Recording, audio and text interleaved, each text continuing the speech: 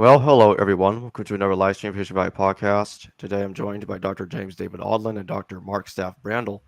And today we'll be going through several images that we're going to be discussing ancient Christian iconography that suggests or seem to visualize that Jesus and Mary Magdalene were a couple, that they were actually married.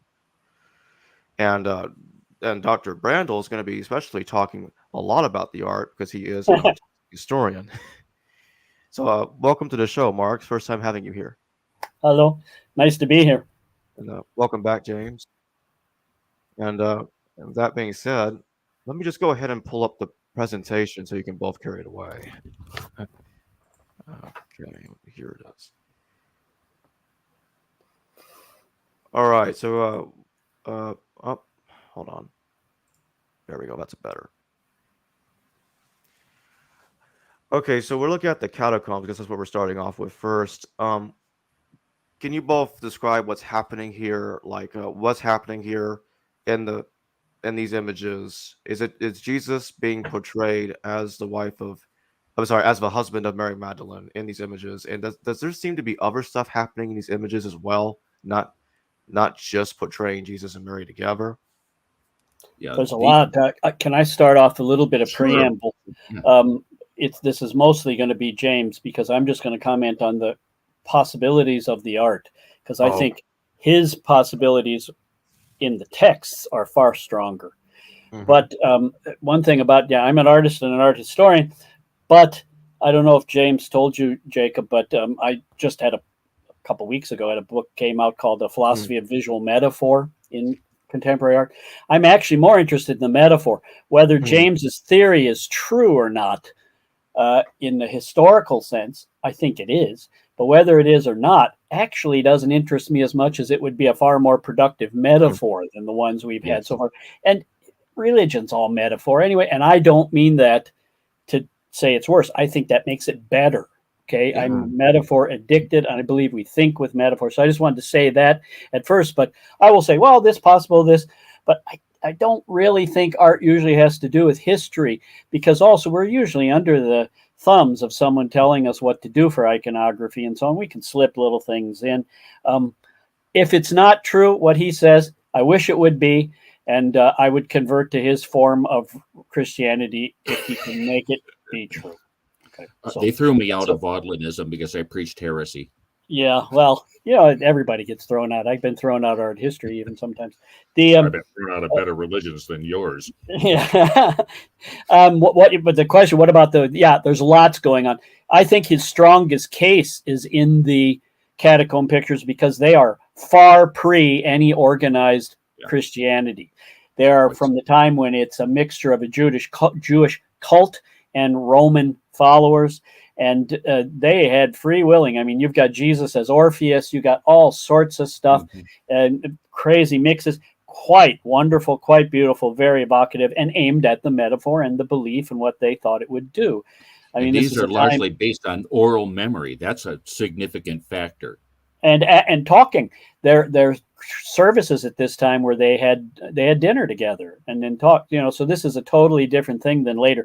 I think some of his other ones I might take exception with, like I printed them out, so I'll look down there. Trastevere and so on. I think as it gets organized, things change. But the catacomb ones are strong for his case. Yeah. What we have to answer your question here, Jacob, we have here several images. There are so many, and I just picked a few that interest me particularly. We see in those first two of the upper left there, we see a woman dressed in the, in the tephilim, in the Jewish priestly garments, which a woman at that time did not wear. So this is an extremely unusual presentation of a woman acting as a Judahite priest. And since this is in Christian catacombs, the catacombs of Domitilla and Priscilla in the city of Rome, Italy, they are relatively limited in. Estoy en el internet. No puedo. Estoy vivo. No puedo hablar. What are you saying? I can't hear. Oh, okay, Escopa, my wife. Okay, and so the number of people, of women that this could possibly be is sorely limited. And the only one whom we have in the textual records who acted in a priestly manner is the Mary, better known as Magdalene, Mary Magdalene. She was in the year 42 in a council held in Antioch, officially named Apostle to the Apostles. She was put in a position of supreme authority over all the men, which is something simply unheard of in those days, that a woman should be given such wide-ranging authority over men. And not just in Jewish things, excuse me for jumping in, but in Rome as well. So this is very exceptional. Yeah, exactly. That's my point. We see in the lowest two pictures on the left, we again see Mary. The third one down is of Mary next to Jesus at the Last Supper. And you see next to her Peter, and you see Judas. So this is the setup for the account in John chapter 13, where Mary leans over to talk to Simon Peter, and then she leans back to Jesus, acting as an intermediary to establish who it is who will be turning Jesus in. Not betrayed. The word in Greek and the word in Aramaic both do not mean betrayed. That's a bad translation. He was turned over. This was with Jesus' wish. He wanted to be turned over. He wanted to be arrested. He wanted to be executed. So we have that third image, and then the very lowest on the left-hand side of what you folks are looking at, we see Mary now in the center amongst various faithful Christians, and she is breaking the bread, she is serving the wine, she is reenacting this moment at the Last Supper in loco Jesus. She is taking the position of Jesus in this image. Why is that? Because for those of you who have seen this program earlier with myself as a guest, you know from me that the Aramaic account, the Galilean Aramaic account, has at the resurrection Jesus passing on to Mary his breath, his spirit. It's the same word in Greek, Aramaic, and Hebrew, ruach or pneuma.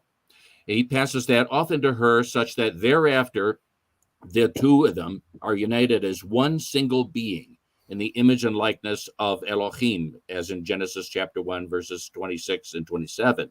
So Mary now is, in effect, Jesus and Mary. And you see in that lowest image, she is the one now taking Jesus's place and serving the Eucharist as we know it today.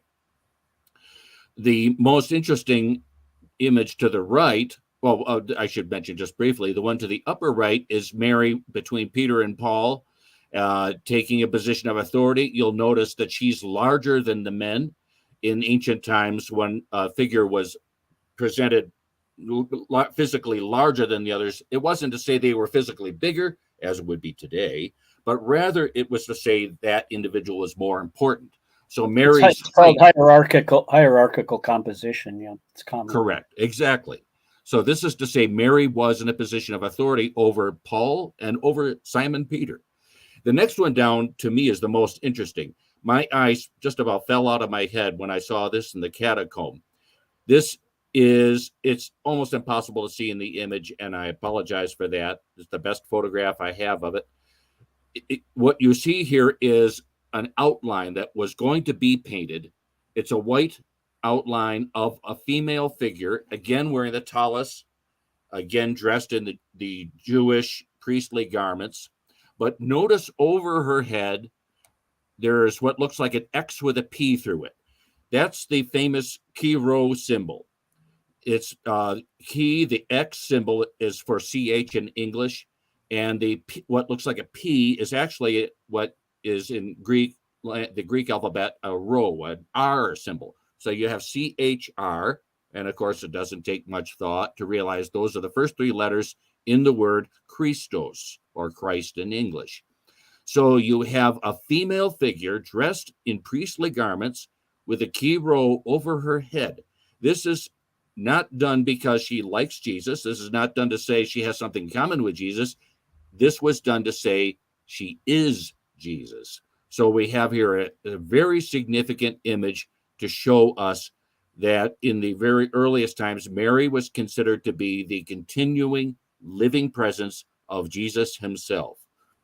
And as I said earlier, these were painted in the second, possibly the third, but more likely the second, even as late as the late 1st century in Rome.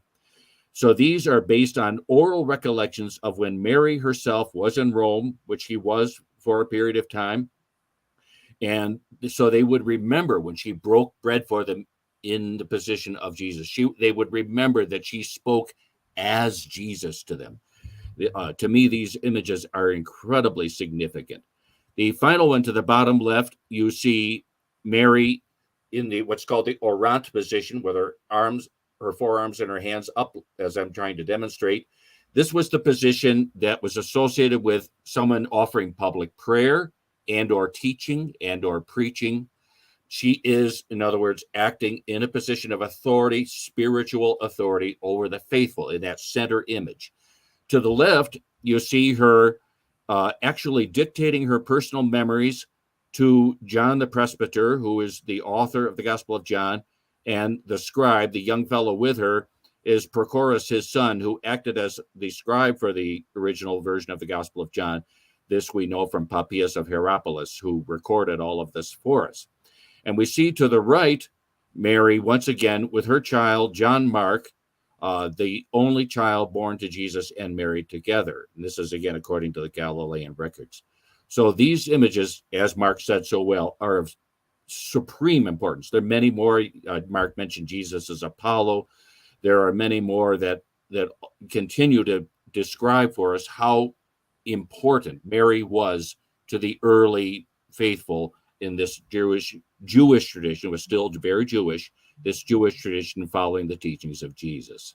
And what's above her here, interestingly, iconographically speaking, is the peacock. Looks like to me. I can't tell well from the image, but that was the early Christian symbol of nurturing, because it was believed by people that the peacock would puncture its own breast and bleed to feed its babies. Correct. And so it's a strange, the blood of Jesus was not such a big deal yet, but it is that kind of thing, blood, but a motherly image too as well. And so it's interesting that symbol. I don't know about the key row above, because the key row could have been later. Key row was generally considered to be later and would just meant Christian. I wear a key row on my punk jacket, and I don't think it makes it could be, but because this painting is unfinished, they wouldn't add a key row much later to an unfinished painting. I think that the painter put the key row and intended to finish the work, and for some reason it never was. Seems to me a little bit too early for the key row. But the peacock down below was a big deal, and then got forgotten not long afterwards. And it's quite beautiful image, that with the bleeding and nurturing and almost like giving milk, and would apply to a woman better even than a man. Yeah, and there are those, myself included, who think that we may be misinterpreting it as a peacock. It may actually be the phoenix. That's the only other possibility. Could be the phoenix. And it doesn't look like most of the paintings of the phoenix, but it looks more like the peacock because of the long tail. But which I kind of like, the nurturing thing. But the phoenix would, of course, is resurrection, which fits perfectly too. Yeah. The phoenix. The word in Greek is phoenix in Greek, and it refers also. It's a beautiful double entendre. The word phoenix in Greek can refer to a palm leaf. It can refer to the color purple, and we think of the purple vestments that Jesus wore through the Passion. So the phoenix image, likewise, which of course is a death and resurrection image, is also, as well as the peacock, a highly appropriate image. And since there is no real phoenix, it could actually, I might be extending myself here, it could be a combination of the phoenix and the peacock. I mean, it's a matter of imagination how to depict the phoenix. So absolutely, couldn't agree more. Maybe quickly before we move on, for those who don't know, Mary Magdalene was actually not a penitent prostitute, as she was characterized later by Pope Gregory I, so-called Gregory the Great. She was actually the daughter of a famous and illustrious family. She was the great-granddaughter of Gamaliel, the great-great-granddaughter of Hillel, the two greatest rabbis in history. She was highly educated by Gamaliel, her great-grandfather. She was fluent in not only Hebrew and Aramaic, of course, but Greek and Latin and Egyptian. So the woman was brilliant. far from being a penitent prostitute. And she shows up later, and this is all historical, where I think the John Mark stuff is totally new. And I don't know how much proof it is, I've never heard it from anybody other than you about the son. But the Mary thing has been known now for decades, that she was also, and this is even by people who are not believers or anything, it was known that she was an important bishop. And so on. So, this is all. Yeah, the apostles. They mixed up something that I always wanted to say about this, too, is everybody mixes the Marys up. That's because they were all named Miriam, and almost all Jewish women were named Miriam. I mean, heck, when I was a kid, all Catholic girls were Mary. I had cousins like Mary Beth, Mary Ann, Mary this, Mary that. It was like that was a common name. And so they mixed up these Marys, but it's kind of like if you'd say in American English something like, well, here's a Debbie. Well, it must be that Debbie. I mean, it must be a Debbie on every block in a suburb, So they mixed up all the Marys, and then they were able to stuff that. And we'll see that about that penitent Mary and the other Marys separated correctly in the Botticelli later. Yeah. So, but there's one little twist to that, Mark, and that is that the other ones, as you say, they're Miriam with a final M in the word, in the name. Yeah. However, Mary in the original Galilean Aramaic, she's the only Mary, spelled with our letters, Mary, just like Mary in English. But with their letters, it was the same letters, and that was a new name in Aramaic and Hebrew. There was nobody before her. I can't think of her. Edan something. I can't think of her name. A Jewish woman who studied all of the gravestones for looking for what names were common. There is zero Mary before the Magdalene in the Jewish culture, in the Judean culture. But I just don't like the mix-up. So there's that famous show on that terrible, what the heck is that fake history TV show all the time?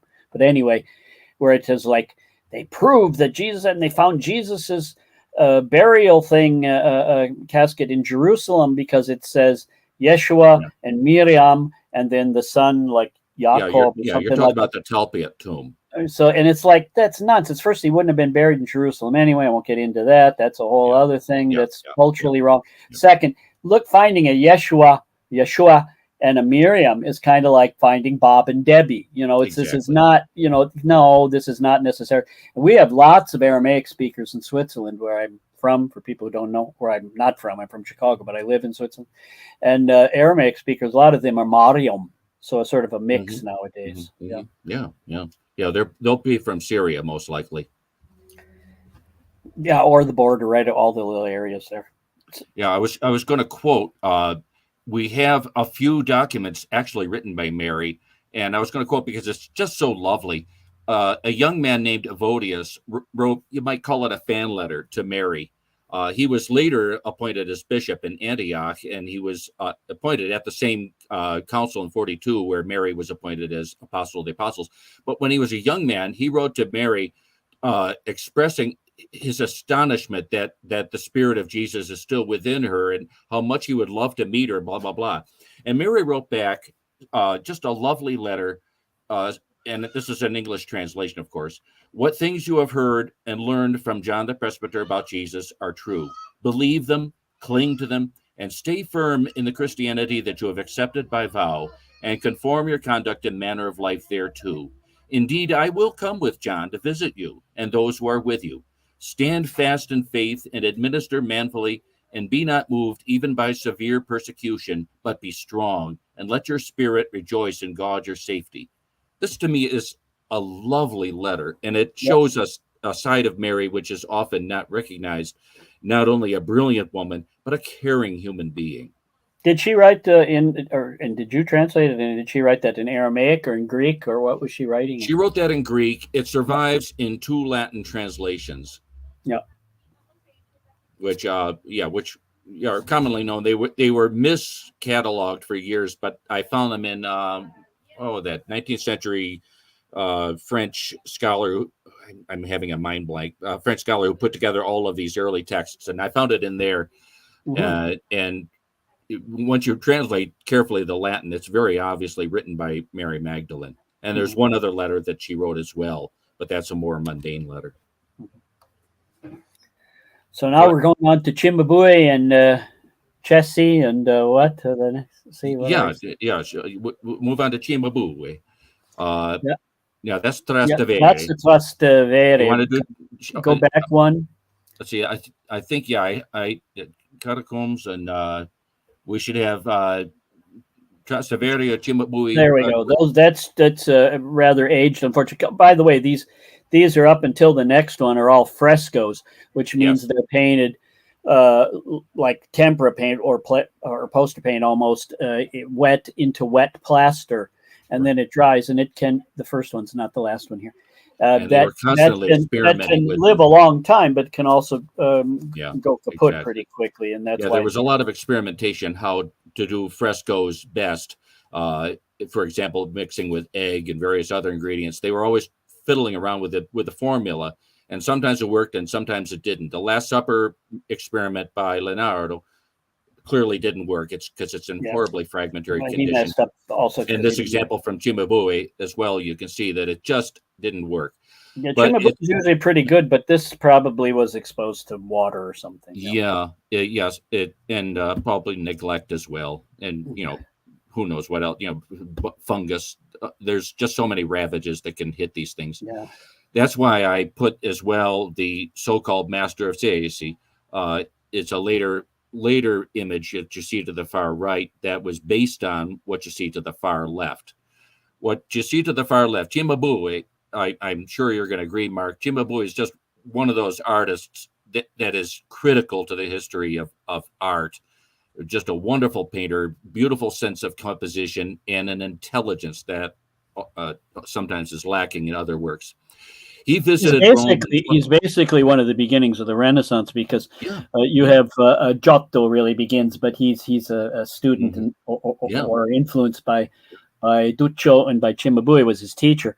And also Cimabue painted the famous crucifix, which is an excellent condition that still exists, which was the crucifix, the Heilige Franziskus, the Holy Francis, Saint Francis. Sorry, I'm thinking in German.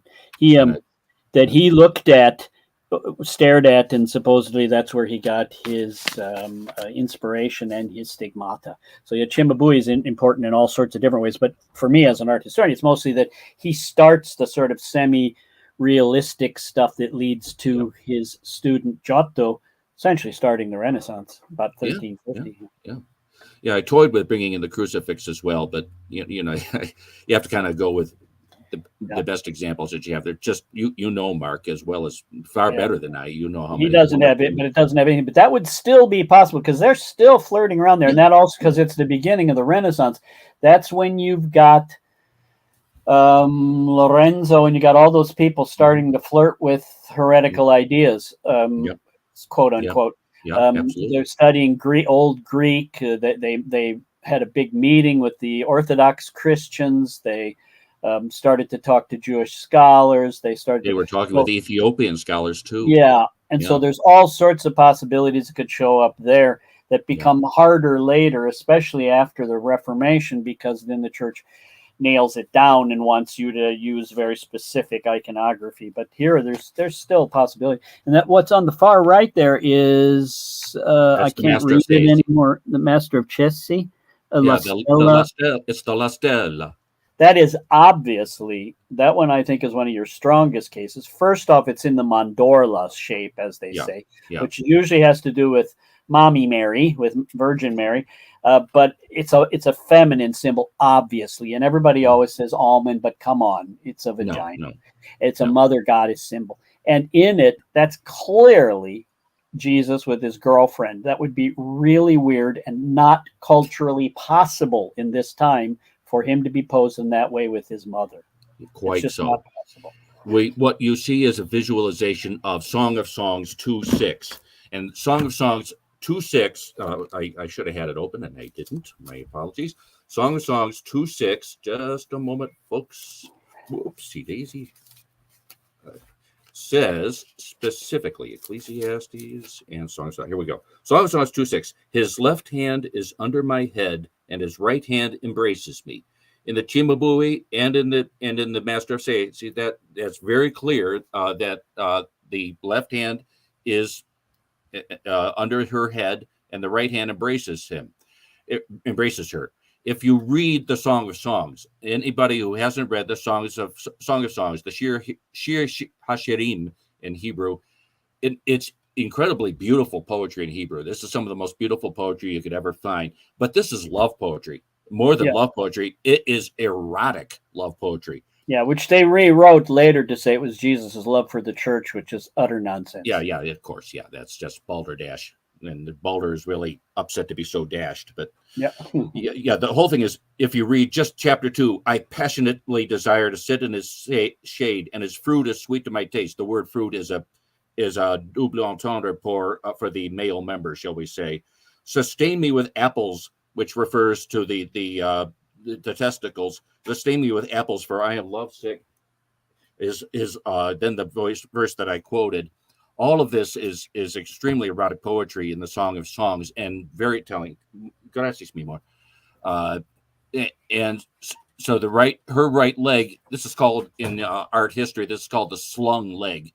You'll notice that her right leg is over his left leg. This is an artistic motif, very common at the time. Correct me if I'm wrong, but it's very common at the time to indicate sexual involvement. Yeah, it still does. And also, a lot of these things are not necessarily iconographic too. They make better compositions. It makes a nice thing, and it shows that they are close together. They just cannot be his mother. There's no way. This is two people together. Like when it's well observed. And the Lastel altarpiece, this improves it, you might say, or makes it even more obvious, because her head and her hand are nestled against Jesus's cheek, and he's embracing her with both arms. The other thing to notice, folks, is that she is wearing red. That is true in the Cimabue. They analyzed the pigment, and she had a red dress in the Cimabue as well as the Lastel. Yeah. And that red color of her garment and the red color of her hair, those are always a giveaway that we are picturing Mary the Magdalene. This was a common motif. And again, I hope you'll agree, but a common motif throughout the Middle Ages, the Renaissance, and even beyond, that Mary was shown with red hair and red clothing.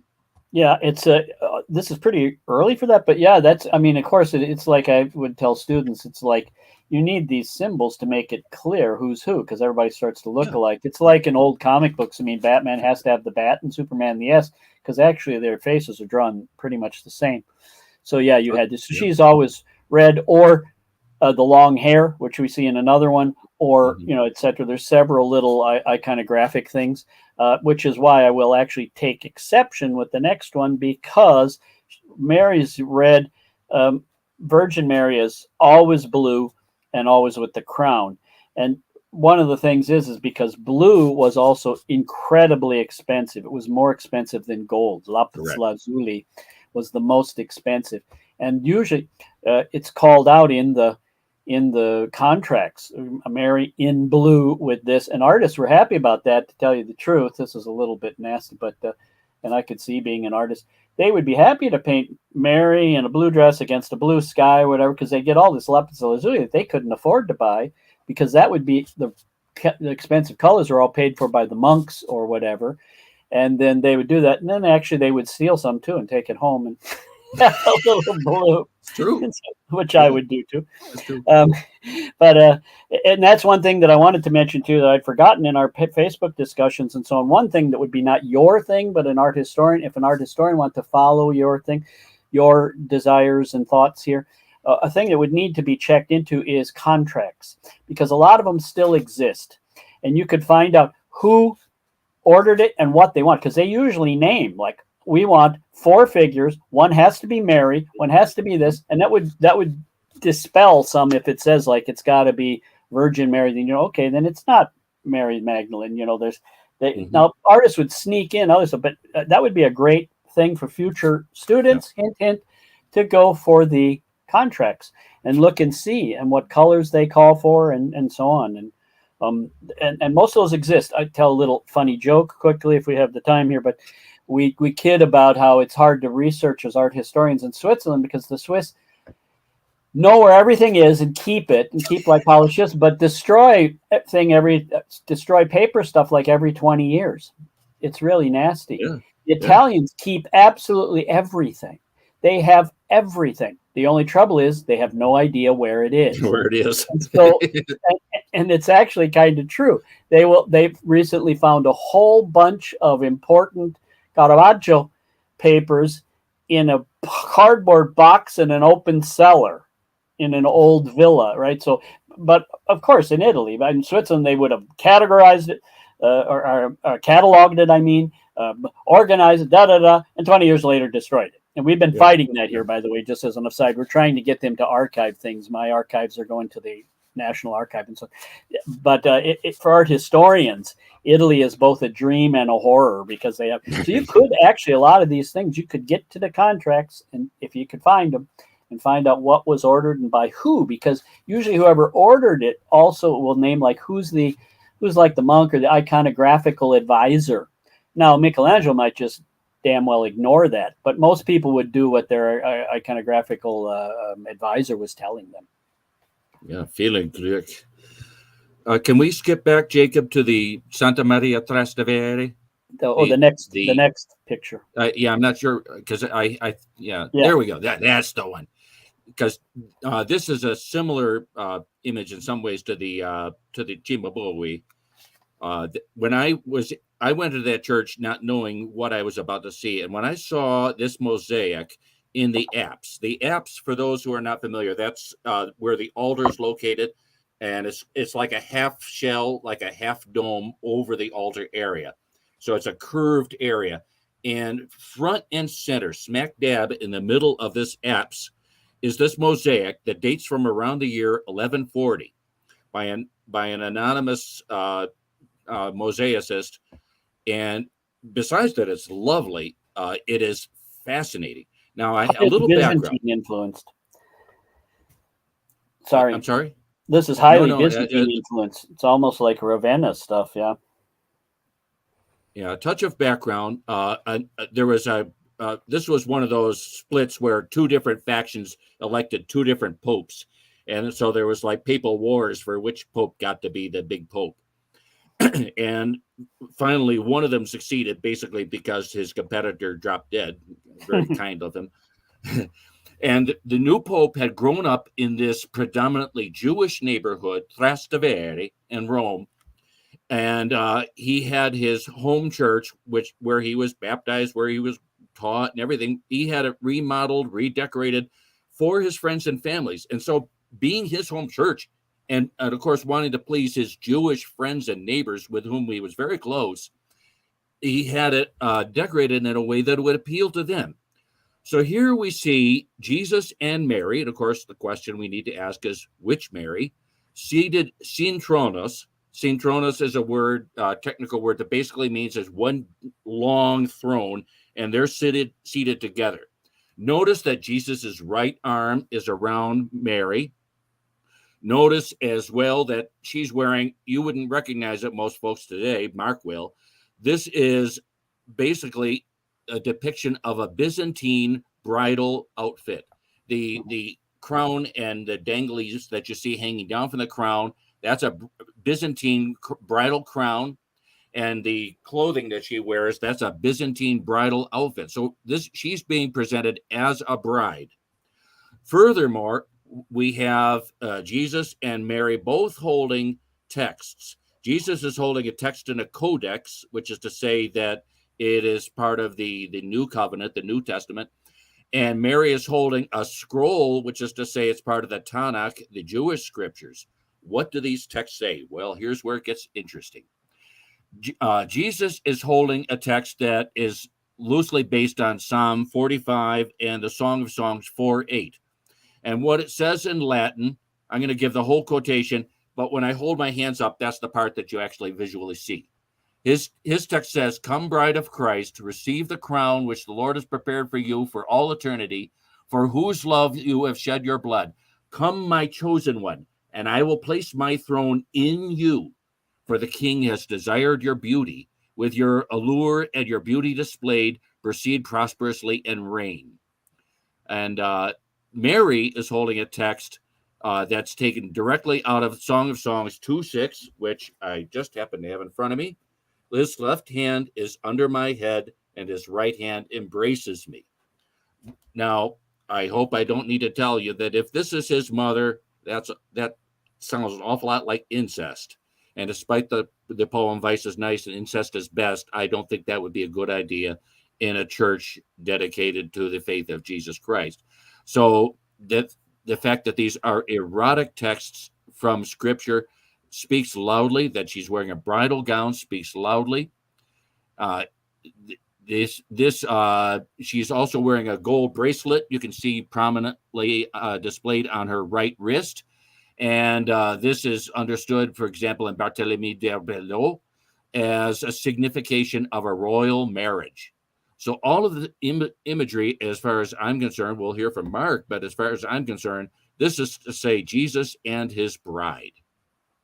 I think your things that you're saying are good, especially the citations, the quotations are good points for that. And also, that it flirts with the Byzantine bridal gown because it's clearly Byzantine style. The mosaic has those gold things in it that are tilted slightly every so often, so it's a very Byzantine thing, so that it reflects candlelight and flickers and so on. That's a very Byzantine. So they probably had a Byzantine artist group making it. That's why it's anonymous. They just didn't write it down because it was several people probably that they shipped in from Constantinople. See, but the thing real weird is that her crown thing comes darn close to a real crown, and you can't see in this image, but in the rest of the image down below, the rest of her gown is blue. And Mary, I hate calling her the Virgin Mary, but I'll call her the Virgin Mary, his mother, is always in lapis lazuli, blue and a crown. And so this is a very confused image to me. I can't see Mom Mary being with those quotations, but I could see him with his arm around her, but that's really stretching it. But it's like she sits. Now, another possible reading would be that Mary Magdalene is then inheriting or has before it later, because actually, the cult of Virgin Mary comes lots later, right? She doesn't become so big deal and fully holy till 1300 or so. So it's this, or it could be that this is already flirting with this Queen of Heaven idea that pops up much later, but seems to me very mixed up. If I saw it right away with the blue and the crown, I would say that's got to be Mom. But with the quotations and the hands, it's pretty weird. So I don't know what to make it. I'm gonna just remember that she wore a crown in the Cimabue and the Assisi as well, and she will in others. Not quite the same though. I mean, because it's always the Virgin Mary who's really the Queen of Heaven. So that's it's strange. It's a strange. Yeah, and I will say, Mark. I mean, just my view, but I will say that is imposed by modern perspectives on these images. Of course, we don't have the artist, or in this case, the mosaicist, saying, "Well, this is Mary Magdalene. Oh, well, this is Virgin Mary." We don't have that advantage. Well, that wouldn't have been the decision, especially for a mosaicist. That wouldn't have been a decision for the artist anyway. That would be totally prescribed, and it's tons of work, and it would probably have been about 10 workers, 10 artists, and it would be totally prescribed by the person determining the mosaic, which is largely probably the new Pope here. I can get the bottom part of the image to be visible. Here it is. Yeah, see, so that blue really throws me, because I would say, no, that's got to be... It's what's the date on this exactly? Do you know? It could be that it's so early that they haven't determined this yet for that's Virgin Mary. So it could also be just adding a little plausible deniability. I think the reason you artists, and I'm saying this by way of high compliment, the reason you artists often can get away with saying something that, technically speaking, is heresy, is because you can always have a little plausible deniability worked in. So if you could put her in a bridal outfit, and then you throw this cloak on, and for all we know, the cloak was maybe even added later by another artist, because there's mosaic all the way around this central image. That could be an element of plausible deniability as well. I think you give, though, far too much credit to the artists. They didn't generally. You do have, but mostly later. You've got, and I'm glad you do, and I'm thrilled with that, because I would have trouble with that. I've had big arguments that with designers who want to see everything as very plakativ, we say in German, very poster-like. And they would, like in the Sistine Chapel where God is creating Adam, Eve's already there, right behind him in the cloud. That's heresy. Michelangelo snuck her in there, and didn't even sneak her. She's giant, naked behind God. So, but of course, he had balls that nobody else had. It's like I'm not sure if anybody else, but usually in a thing like a mosaic, there'd be so many people that this would have to have been a decision by. It's got to be the Pope himself, as you said. I don't see anybody else, and so it'd be interesting to research and there would definitely be a contract for that. And so, but those texts, I looked, I couldn't find so any weird. contract. I mean, if you're quoting the Song of Songs, I mean, this is not going to be your mother.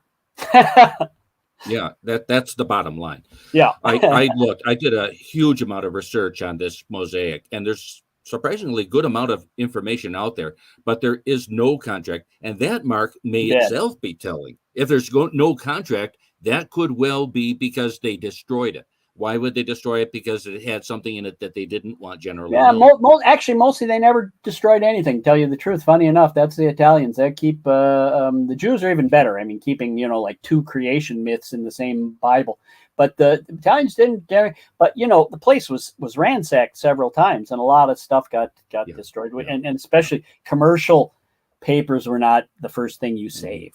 It's just only we art historians like that, because then we can go, oh, wow, look at that. It was so-and-so, and so, but yeah, you're right. They can sneak it in. I think you're giving us more credit than we usually deserve.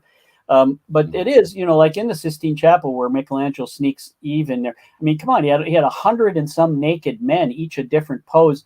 And that Pope Adrian, I think it was, the sort of almost proto-Calvinist who took over, he wanted to have them painted over and so on, so it was always shocking different ways. Fortunately, he died 2 years into his thing, and then it went back to some more liberal Italian popes and so on. But yeah, but most of the artists probably didn't sneak things in. It probably meant that somebody was saying. I would look more at the date and see it's probably well before Virgin Mary was made such a big deal of. Yeah, the dating. I think it's good they make Virgin Mary, but they should never have eliminated Maria Magdalene, because Judaism and Christianity and Islam don't have enough female aspects, and so it's always going to pop back up, So and somehow it popped up with mom instead of with the wife, and that's kind of weird. But well, the phenomenon that we're talking about. Again, by textual research in Islam as well, many of the references to Mary in the Quran, upon analysis, are not his mother. But that's completely another subject for another day. Yeah, and I think in the Quran, I would, looking at from my historian hat, I would say I gave you a couple of 100 years, and Fatima is going to be really important. You just always have the female principle is going to reappear.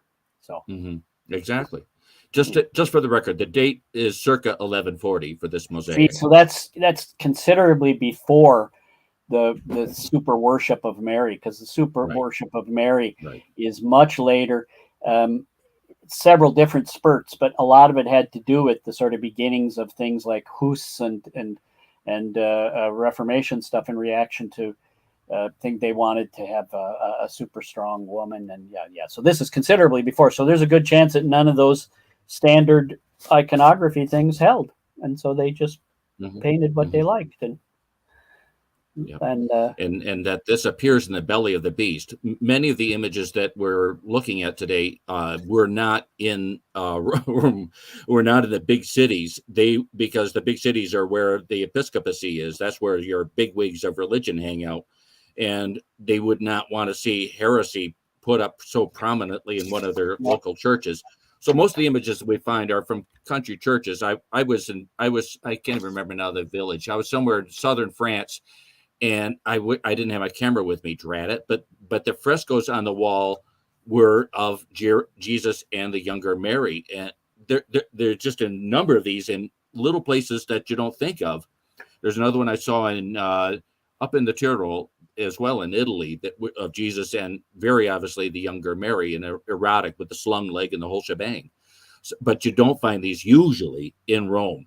But and those that's are why I also all wanted the to. places. Those are all the places, types of places where the Black Madonna appears. All those, Yes. not Yes. really Yes. heretical, but right on the edge. Right Yeah. on the edge. Yeah. For those who have been with this program before, you may remember that I said Mary Magdalene's father was an African. He was from northeastern Africa. He was related to the Berber or Tuareg in English, or the Tamazight in their own language. And as such, he was black. His brother was Caiaphas, and Mary, his daughter, therefore took after him, apparently. She was black. And that's why we have, for example, Ephraim the Syrian describing Mary Magdalene in these terms: the black woman, she was the pearl to him, to the sun, when he ascended to his father, the radiant diadem from Cush. And Cush is an ancient word for Ethiopia. Yeah. Just to note, and rapidly, the word pearl in Aramaic and in Greek is Magdalena, hence the name. Magdalena, I'm sorry, Margarita and Magdalena, the letters are almost identical. So what we have here in Ephraim, and we'll see this again, whenever a pearl is mentioned, it was a motif in early art for Mary the Magdalene, because the pronunciation was virtually identical. And the pearl is the famous. So Mary Magdalene was the black pearl. You know, Mark, the pearl poet, the English alliterative romance. I'll get to this later, from the late 14th century, as well as the pearl poem in the Acts of Thomas, the pearl parable of Jesus. There are a number of these pearl stories in which the pearl is a beautiful woman who is associated with Jesus. And to me, the code is obvious that we're talking about Mary the Magdalene. And you know that you probably know Mircea Eliade's famous essay about the pearl. It's probably the best thing he ever wrote. He went on to tons of other books that are very influential, but that introductory essay is the best, which is so obvious. Yeah, the pearl is obviously for women because it's like the moon, but it's in the water and it like gives birth out of the clam and da da da da da da. Pearl is clearly the female half. Yeah. So just flip the letters around a little bit. Margarita becomes Magdalena. Magdalena becomes Margarita. It's virtually the same. And why is then? But I don't understand, because Margarita and all the things I know about has to do with the daisy. I mean the flower. Is that related? Yeah. Because in Swiss German it's Margaritli, and High German I think it's Marguerite. I can't remember now. But anyway, that has to do with the daisy too. So that's a funny. Yeah, all these words are rich in meaning. Got to get back to the one thing I wanted to say, that we'll get into the other ones that you're coming up, is that you start to talk about her in the sort of a Trinity, and there are tons of Trinity images besides the pairs. I think you're right with the pairs, but they're Trinity images in lots of religions. It's a logical thing. It's the Father, the Mother, and the child. And it's very weird. I was even bugged by it as a kid. It's like, okay, Father, Son, and then what's like a bird or something? Like, what's going on with that whole thing? I was raised Lutheran, and so we had pictures, but not really. Condolences. Not thrown out like Calvinism. But it's like that Trinity, that bugs, of course, the Jews and the Muslims, because, of course, it's highly pagan, the whole idea. But in all the pagan things, what bugs me about it is just not a very good Trinity. A man, the Father, the Son, and then somebody else. Like, it's got to be a woman. It just doesn't work. So anyway, and it is in tons of other religions. You see it in versions of Hinduism. You see even in Buddhist things. You see in Mitra. You see in all sorts of stuff. You know, see it in the three Norns. You see it in Lachesis, Sophocles, and Clotho. There's always a woman or more women or something. You can even have three women, but you're not going to have two men and some other. And the stinky thing is, the word in Aramaic and Hebrew for spirit, the Holy Spirit, is actually a feminine word. But by fiat, the organized Christian religion ordered that it would be used as a masculine term. They changed it to masculine on purpose so that the Holy Spirit would not be female, would have no taint of womanhood around it. But for the precise reason that you're hinting at, Mark. It struck me as a kid, too, that it's just like, it's such an obvious. There's several different types of believers in religions. And back to my metaphor thing, it's an obviously wonderful metaphor for God the Creator, God the Father, God, the Great Spirit. So God the Father, God the incarnated God on earth helping us, and then God in us. So it's obviously the three versions of God. It's a metaphor. And then when you personify that, that's like saying, and then there's Apollo. It's like it just doesn't even really fit. It's like we're not Greeks. It's such a Greek idea that no Jew would even have thought of something like that the Holy Spirit was running around looking like a man or a dove or whatever. It would be, if it was, then it was Zeus who was doing it temporarily to flirt with somebody. You know what I mean? It's like that's a Greek idea. That obviously the Holy Spirit meant the Spirit of holiness in you, God in us. There's God came to visit us and help us. He's called Jesus. There's God in us. That's the Holy Spirit, but it's not a being. And that was all twisted anyway, to twist the whole thing. Even in the English and in the German and stuff, you see the translations, it never sounds like a being. It sounds like he says, well, the Holy Ghost will come to you. It's like saying, well, you'll be inspired. It's personification. And that's probably the weakest form of religion. And that's where it's interesting. In the Aramaic, the origins of what we now know as the Trinity, because the Trinity as a dogma was invented centuries after Jesus, 3 or 4 centuries after. But the origins of it wasn't a Trinity per se, but the origins of it, some of you will remember my discussing this in earlier programs. Elohim, which is the word in Genesis chapter 1 for God. Elohim, as a Hebrew word, it contains a female noun, a feminine noun with a masculine suffix, which is to say female and male as one. And Elohim speaks to itself. Shall we create the first human being in our image and likeness? The word image is masculine in Hebrew. The word for likeness is feminine in Hebrew. Very obvious what we're saying. And then in Genesis 1:27, it, and I'm using it on purpose because it's not he and it's not she, it's it, the two. It then creates the first human being as an androgynous figure, male and female as one. And only later in chapter 2 does it get separated. So Jesus and Mary at the resurrection, in becoming one, created this androgyne once again. They brought it back into existence. So the origins of the Trinity were in God, Elohim, and the Son, and the daughter. Yeah, to me it makes sense because from a little bit, lots more about language, but all those things matter in Hebrew, including the numerology of things. Absolutely. Or, that Adam means man, but Eva means life. And all those things matter in Hebrew. They don't in lots of other things. Yeah. In Latin, they wouldn't. They would be, it's like in German. It doesn't matter that the table is masculine. As a matter of fact, it's a really stupid idea. In Spanish, it's purely grammatical. It has no implications. Yeah. But in Hebrew, everything has implications. Absolutely. Yeah, the numerology. And also you mentioned Hawa. Hawa is a palindrome. It reads the same in either direction.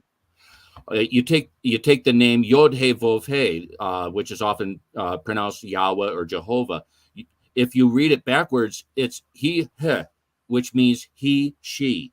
Once again, you see male and female. Jacob, and when you didn't have vowels in there was all sorts of things to read in, etc. Yeah. So everything in Hebrew, plus everything in Hebrew is poetry. And poetry, of course, with my metaphoric interest, is better than history. And so you have Adam, the man, marries Eve, the woman, Adam and Hawa. But it also means humanity married life, so and you got all that. An original Hebrew reader would have been able to do all that, just like we do in poetry. When you have just the consonants, especially we Protestants, we get so mundane, and then based on like English or German or something where those things don't have any meaning, and it's like no, or even in Latin. I mean, God, there's like there's like 6 genders in Latin, and they're nothing. They're all grammatical. It has to do with the word endings and so on. Not in Hebrew. They have meaning in Hebrew, The Tanakh, the Jewish scriptures, the Israelite scriptures were consonants only, no vowels. And what that means is how you stick in the vowels. Almost any word in the Hebrew language and the Aramaic language can mean a whole bunch of things if you take just the consonants and throw in different vowels. In other words, let's say a 5-word sentence. And if each word can mean three things, you've got a huge number of possibilities for what that 5-word sentence might mean. Which, of course, a good poet would use at least three of them. Exactly. Or something. But a good dogmatician will throw in the vowels that he wants to make sure it says the dogma. Yeah. And that's the issue. And that's much later. And they're applying things, which reminds me of that famous thing of the bad Christian politician in America who said, well, if English was good enough for Jesus, it's good enough for me, or you start to apply anachronisms and so on. And it's so hard to explain that for those people, also metaphor was a living thing. It is for us too, but we've tended to try and hide it, and we try and hide actual historical. And I think it is great. And there's a lot of really nice programs I noticed because I was catching up on this podcast about the real historicity, and I love that, and it's fun. But of course, for our artists, it's always the metaphor that's more important. If we have to choose, we're going to go with the evocative metaphor and forget the history. Jacob, can you put on that Urschaling image? There we go. Yeah. No. Oh, that's the next one. Yeah. Oh, there, boy, you got it. I wanted to say here, you got it here. You got. This is a real Trinity. This just is a jaw dropper. That's the Trinity, folks. You see Father on the right. You see the Son on the left, and what's going on there in the middle? That's a woman of the female persuasion, if ever I saw one. Yeah, and that is what I, as a little kid, thought they should do. Bingo. I agree. And it's like, I mean, that's a real one. And it's Urschaling in Bavaria. Yeah, this is in Upper Bavaria. Yeah. What the heck year would that be? That's got to be before. Just a minute. I've got it here. I got to find my notes. I don't know that one. That's funny, but there's a lot of this. I'm not as good at the Middle Ages. Here we go. It's it was painted originally in the late 12th century. It was retouched a century later because of some issues with falling apart. But it's basically late 12th century. But and what you see again, that predates the whole mystification of the Virgin Mary and so on. So you're talking, and actually predates the solid Trinity. So and she's wearing she's got the same halo as the other two. But notice it's the cruciform halo, but each of the three has one of the arms of the cross. Yeah. For those who don't know, the cruciform halo was reserved for symbols of either Jesus or of the Trinity. But this is a very unusual one because you notice Jesus to the left, he has the left side of the cruciform, of the cruci symbol. She has the one above, Holy Spirit, and God the Father has the one to the right. Only together, therefore, are they one, and they're all wrapped up in the same outer robe. It just to me, this is a stunning symbol. It's flabbergasting that they got away with it. That to me is about one of the best of your images that you have that shows it. I mean, there's just no way around that one. Yeah. Other ones I would argue different stuff, and I will argue to death with you about Leonardo's Last Supper here. But that one is just a killer. I would love to know who was the sponsor there, where that came, what was the group. I mean, that's the sort of thing you look at that and you think, oh man, that reminds me of like Hieronymus Bosch. You start to think, was that like a heretical sect or something? This is really special, It's just a mind blower. And as to her visual appearance, how she's portrayed, that's the reason I have the image to the right. Same church, same painter. Unfortunately, this one was not tidied up a century after it was painted, so you see the result. The degradation is just pathetic. But that's the image of Jesus being taken down from the cross and the usual group of people around. You see Mary, the mother, smack in the center. She's got red and a kind of a white cowl around. That's Mary, his mother. But you see to her left, the viewer's left, you see Mary Magdalene, and she's a dead ringer for that middle image in the Trinity. But the funny part, it's a complicated one. Funny part, Polo, is that red is confusing there. If I had to guess at that, I would say the woman to the left in blue is, and with the Jewish shawl is, and with the almost crown is Mother Mary, but she doesn't have a halo. and all the others have, or all the ones on the right have halos. So that's a bit complicated too. I wouldn't know.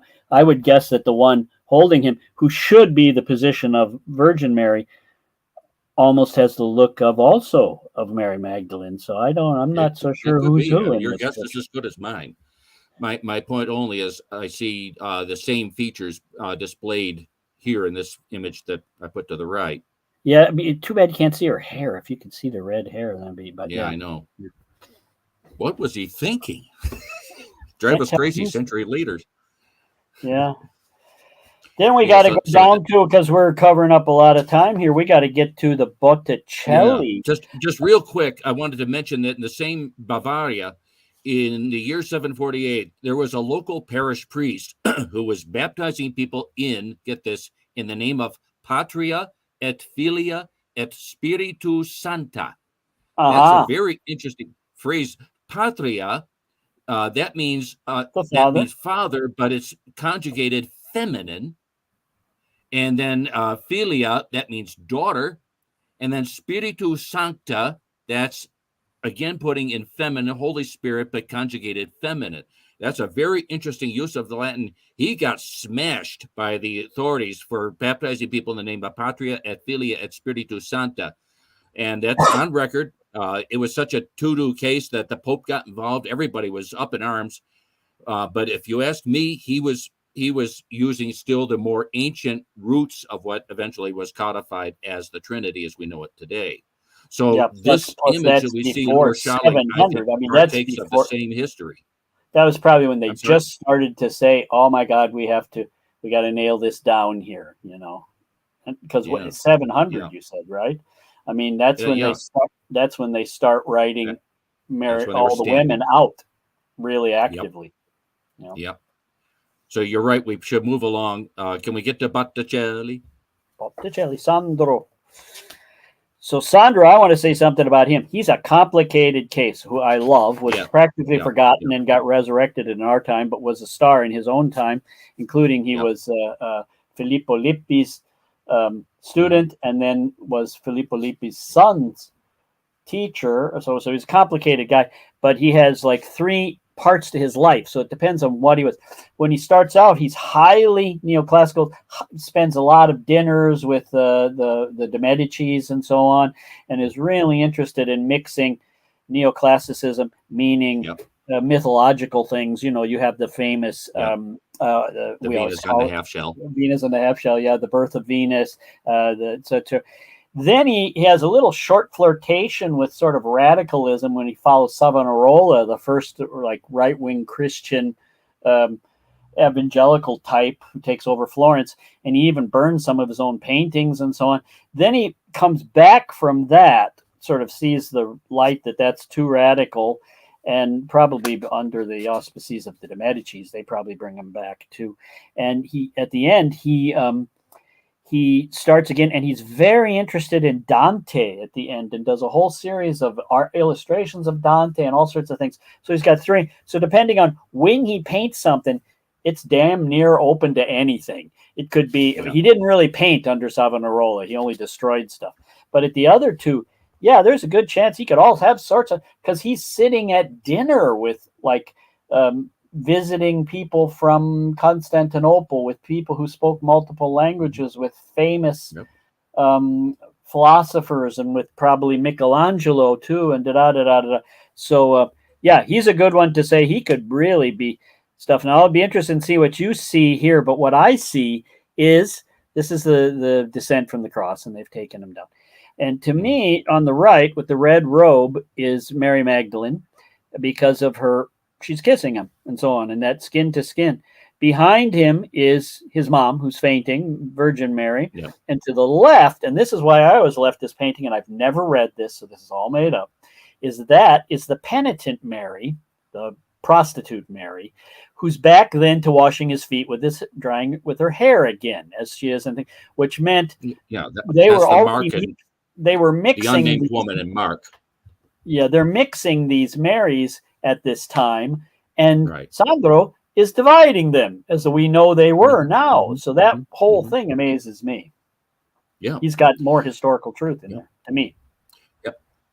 Yeah. What I noticed, you touched on a number of important things, but what I noticed, if people look closely at the painting, you can see this transparent veil Yeah. all the way along the bottom. The woman to the left at Jesus's feet, she's touching his feet only through that veil. Yeah. Jesus's mother is touching only through the veil. Yep. And Mary is the only person who's touching his skin directly without the veil in between. Yeah, And she has the that's veil, by but virtue she's of pushed her it lips. aside. Yeah. Yeah, she's touching him directly with her lips, and she's the only one. Notice also, she's the only one who has the veil wrapped around her head like a bridal veil.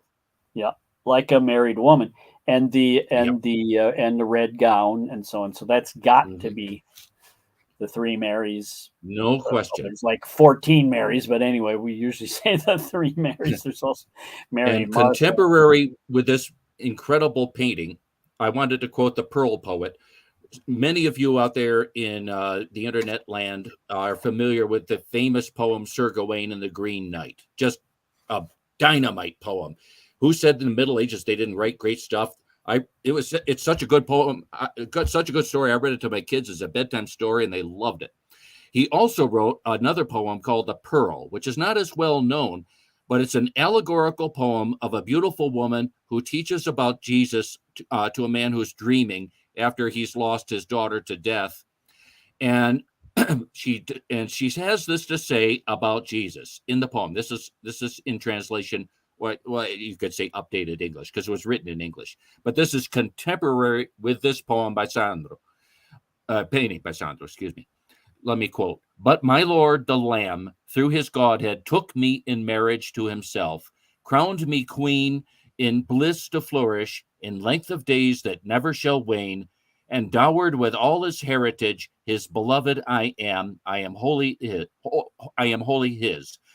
Quote, my spotless lamb who beats all others, quoth she, my dear destiny chose me to be his bride, though all unfit that union might have seemed while I was on earth. When I was from your rainy world, he called me to his goodness.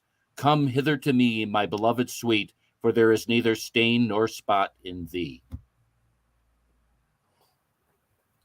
And I think we see that depicted here. Yeah. Mary Magdalene grieving the death of her husband, wearing the veil like a bride, and the only one who touches him with her lips. And she's close close to kissing, which is close to that exchange of breath too. Now, exactly. That's an extended view of mine, but I think it's so close in there that it's there's a. And as you intimated earlier, the Medici, they had access to sources of information that were not necessarily approved by the organized religion. They knew about what these early Galilean Aramaic texts say that I've been studying. They knew about these. They were familiar with these. And Lorenzo's mother wrote poetry and was mixing in mythological stuff. So it was quite a. I mean, that was the university for Michelangelo. And that's where he learned Latin and so they knew, and they invited the Orthodox in to talk to them about stuff. When you see some of the things they wrote and so on, especially Il Magnifico, so Lorenzo himself, they were right on the edge of being heretics in a way that we would nowadays say is great. That they were what I call mongrel. So they were mixing different things. They were very syncretist. And we can't forget around the same time, such groups as the Bogomils and the Cathars. Yep. These were groups these were Christian denominations who sincerely believed that Jesus and Mary were a married couple. The Cathars were opposed to the organization, the Roman Catholic organization, which they said was highly corrupted and that the dogmas were largely fictions invented. And they held to their own truths. I'm trying not to take sides, but they held to the side that Jesus and Mary were a couple and that their devotion to each other was an image of the original androgyne of Genesis 1. We forget they were very influential in that there was even fear of Absolutely. them and so on. It was well known what they thought, and they had whole parts of France and so on under. So it's like the church was afraid of them. I think even more so Yeah. than they were later of the. A couple of the Crusades were used to commit genocide against the Cathars. When I lived in France, I lived not far from Montségur, and I'm sure you know about Montségur, Mark. Montségur, which was one of the last redoubts of the Cathar people, and the Catholic Vatican army surrounded it and said, y'all can come down one at a time with your hands up and you won't be killed.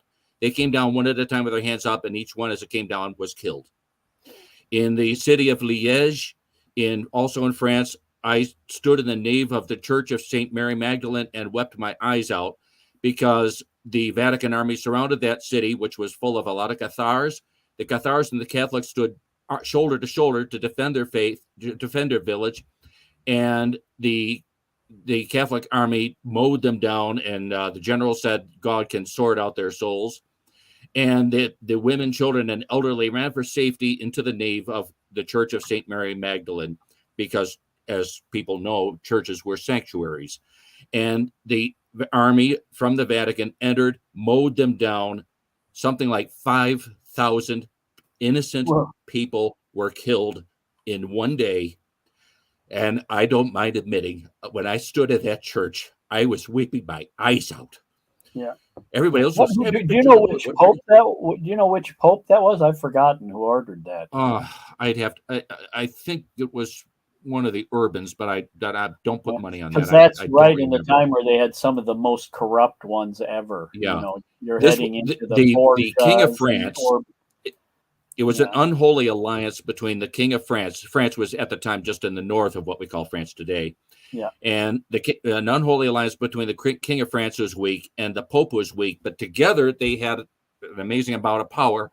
And between them, they could squeeze Occitania, which was ruled by a number of dukes. Occitania, where the Cathar were holding out for the most part, also in enclaves in Italy. And they could put between them the King of France from the north and the Vatican army from the south, and basically genocide the Cathars out of existence. And that is how what we now know as southern France, Occitania, became part of France.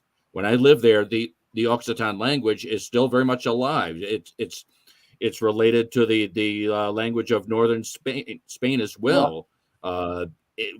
These are independent cultures that were subsumed into the modern countries of Spain and France. Yeah, it made sense in a certain terrible horror-filled way that they would eliminate the now I've forgotten the Templars, because that was the King of France trying to get out of his debts.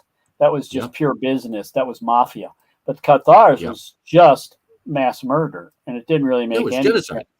Yeah, so it didn't really make sense because they didn't really threaten them. But then again, it did stand. I mean, it's probably was symbolic. Like, I think the different popes tried to eliminate Switzerland like 5 times, although it was totally unimportant in those days. But it was a place without a king, and you see the writing on the wall. You got no king. It means you're not going to need a pope, and it means you're not going to and they could see the writing on the wall and thought they could stop it. Probably and the same thing was done in the British Isles. Yeah, the Celtic Christians, they were apostolic. They were seeded by missionaries from Anatolia. They did not believe in the Trinity. They did not believe in the Incarnation. They believed Jesus and Mary were a couple. And they were also genocided by the English army in cahoots with the Pope, with the Vatican. They were genocided in Wales, southern Scotland, and Ireland in the same way. When the Roman Catholic Church says it's the oldest form of Christianity, I always smile sadly because they're the oldest form because they killed all the older forms. Yeah, or the Aryans who died out, so it's like, it's not, it all depends. Okay, should we go on then? Because we're going to have to argue about Leonardo, and then... Are you ready for Lenny? Bring on Lenny. And then the amazing, and I think wonderful Ghent altarpiece by the Van Eyck brothers.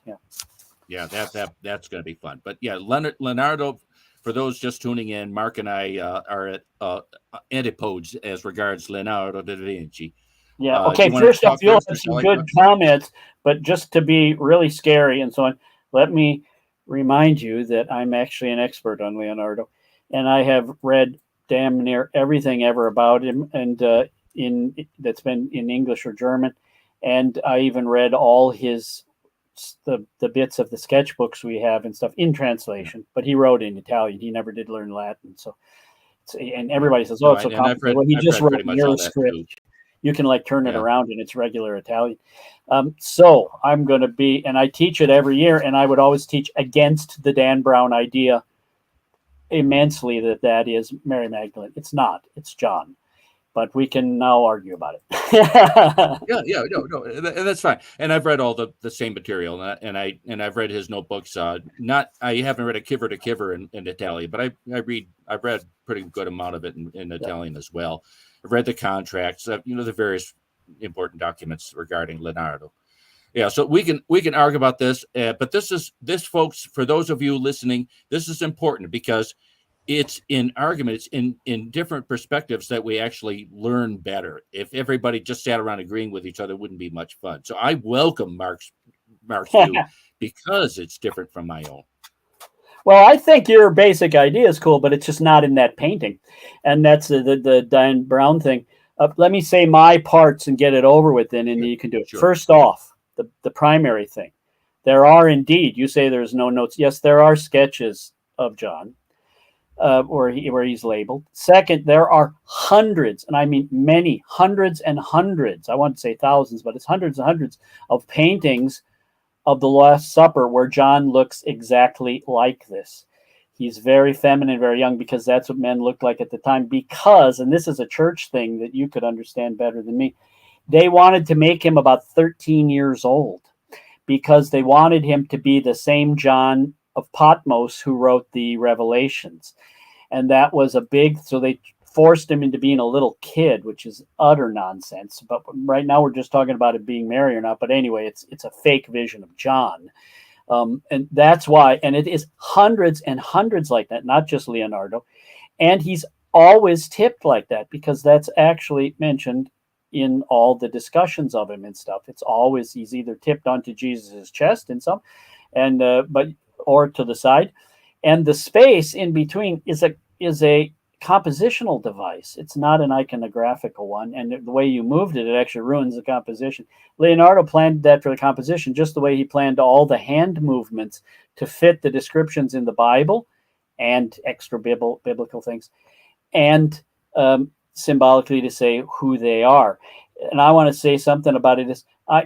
Leonardo was as close as you could get to being an atheist at the time. He was not interested in theology at all. He would only use it to do humanistic things. He considered himself a deist. He thought there was a God, but that he then took off and never did anything else, and it didn't matter much anyway. And so he was very radical in that sense. If anything, I would say he is not proclaiming this is Mary Magdalene. He is identifying, not probably proclaiming, but he's identifying with Jesus being a homosexual like him. And you see that if you look closely at all his other representatives of young men.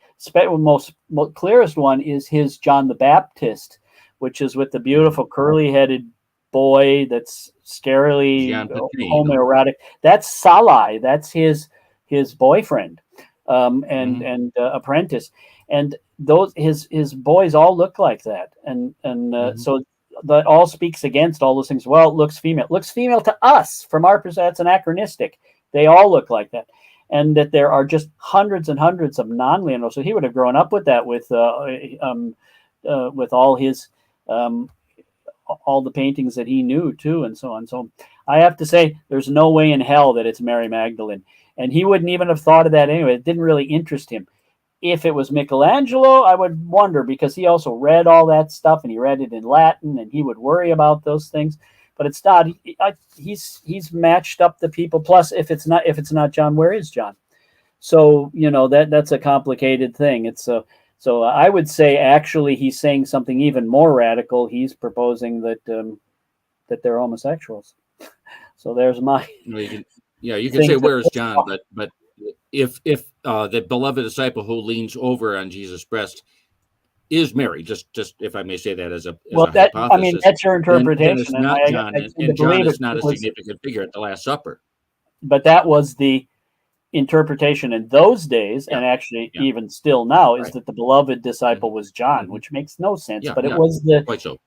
standard interpretation, and I'm sure that that Leonardo just went along with it and thought, well, okay, it's Jesus's boyfriend. But there are suggestions that he was also part of these groups that the Medici were involved with as well, who had inside information. Not Leonardo, because he was essentially thrown out of the Medici group and stuff, but he could have separately, because of having that problem when he was a kid and he got caught up in that homosexual affair thing and stuff, and then the Medicis essentially threw him out and never would have anything to do. It was a real mistake on their part, and it's a darn shame he didn't. But he is the kind of person who would have studied strange things. But I don't think, from everything he had no real theological interests at all. But the fact that it was like heretical probably would have interested him. There's a new book out that I was reading that suggests that his mother was Jewish and that he was brought up Jewish. And I greatly doubt that. There's a whole bunch of them right now, and they're all new revisionist histories. I'm not sold on the argument. I think it's a there's one that's very popular right now, is that his mother was Black African, and his mother was a waitress, which was almost a slave in those days. So I suspect it could, either one of those could be true. She would have been in a lower caste, but it sounds from everything and who she married after, so that she was just really low level Italian, and his mother and his father was just a jerk, actually. But what I think we can solidly say, you point to his homosexuality with good reason, but we can also say that he was a scientist. What we would today call a scientist. He was very careful. I mean, the painting that you see to the left there, we'll get to that in a minute, but which is far better than Mona Lisa. The plants can be accurately identified. The rocks, the species of rocks, can be accurately identified. He was a very careful painter to paint things naturally. So his objectivity, I think, is a factor, Mark, because he would be interested not in theology, not in whether or not there was a God, but he would be interested in telling the truth, the facts, if he was able to acquire them about Jesus and his disciples. I don't think he would be very interested in that historiography of it, to tell you the truth. From whatever, he was interested in the natural world, and that was one of his weaknesses. He was like, what do they call that? My sister's always teasing about the OCD or whatever, obsessive compulsive disorder. That's why he almost never finished any paintings, because he'd be like painting that one on the left, and then he'd be, I got to go, and then he'd go off for like 3 years and study rocks in order to get the thing, or he'd go off and study water. It took 17 years to paint Mona Lisa. So he would get caught in those things, but it was usually water, rocks, things. There's all sorts of questions about that stuff, though. There is a humanity to his things.